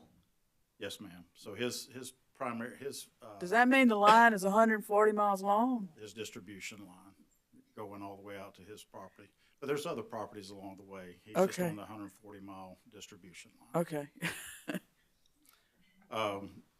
So that one's also, we did spot trimming along that distribution line to make sure that his service, should no longer be impacted by limbs falling, that kind of thing. Mrs. Miles also, she had some concerns. She requested an area light be installed near a driveway and also had some veg concerns. We had engineering and veg reps that went on site to review her concerns, and we're working to see if we can figure out a way to locate her a light near to where she wants to that doesn't impact any other structures on her property. So the point there is all the concerns that were raised, we've either visited the premise and performed work to mitigate any vegetation concerns, or we've gone back and looked at the trim schedules for these feeder lines that go into these areas to make sure that they're on track. Tell me about the trim schedule. Is there a 3-year, 5-year? What's the schedule? I would have to defer probably to Mr. Malley for the detailed schedule. Okay. There are different schedules for our veg management program. Is it more often in a municipal area than out to some of these customers that are outside of town limits? I don't believe so, but again, I'd have to defer. Okay. Mr. Callahan? I was just going to add that, as part of the settlement agreement framework, there is enhanced reporting on a quarterly basis where ORS and the commission will be reporting the line miles we've maintained, sprayed. We'll file an annual plan, so you'll have absolute transparency into what that looks like. But I do believe there's rotating schedules. There are. I just don't know what the schedule is. Do y'all have people that ride through the service territory to look? I mean, it's one thing to have a schedule, but some things grow faster than others, or we do. There are changes. Anytime our transmission or customer delivery employees or we are riding around, and we pay attention to that, and if we see something, we can call in and have work orders generated, that type of thing. Okay, believe me, since I've been working here and some of the cases we've had, I'm looking at lines and poles all over the place. So I also used to look at the stickers on trucks as they rode by or I rode by them. So,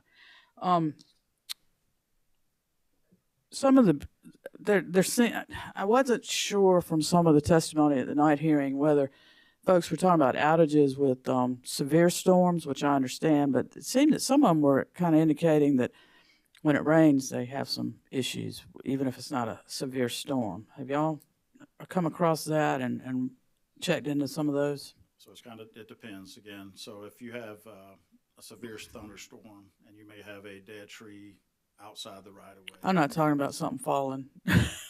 just limbs, that type of thing. Well, they just seem to indicate that it rains, the lights go out. Yeah. To my knowledge, we didn't find any systemic issues. Anything would have been like further up the line where somebody may not have known about it. Something might have fallen on the line or knocked the line down or something like that. It could be a squirrel, it could be a snake, all kinds of things of that nature. Oh, yeah. With regard to budget billing,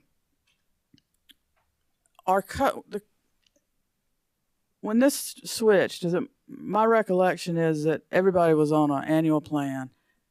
Y'all came in and asked for approval of a quarterly, also an annual plan. But everybody that was on the annual plan was switched to the quarterly plan. Is that correct? That's correct. All right.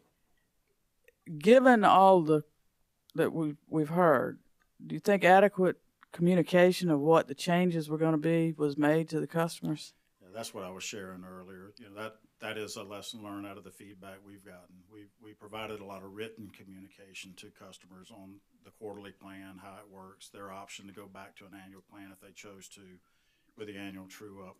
We think there's there's more opportunity to communicate with our customer. We may do some videos or other things to walk customers through that.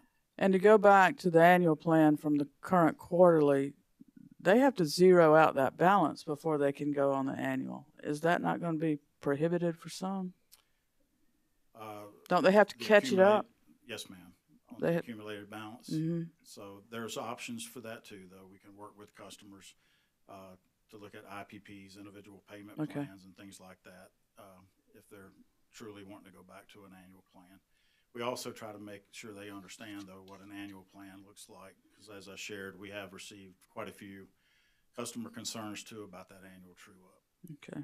I think most of my other questions have been answered, except, Mr. Callahan, I'm just curious, where in Atlanta did y'all hold a pop-up event? I can't answer that question. I was not at the Atlanta Power Hours. Just a little curious about Probably that. the library. Most of those Power Hours have been at local libraries. I'd be curious if Atlanta has a library, but that's another thing. Gentlemen, commissioners, any further questions? Mr. Robinson, is there any if you have questions, I just need to know whether to let these guys step down. We'll handle them after lunch, or do you have redirect? Chair Belzer, I do have brief redirect. I think no more than 10 minutes. We're gonna break. Gentlemen, we'll see you back at let's come back at 2:30. 2:30. Thank you, Mr. Robinson. Thank you. And under oath.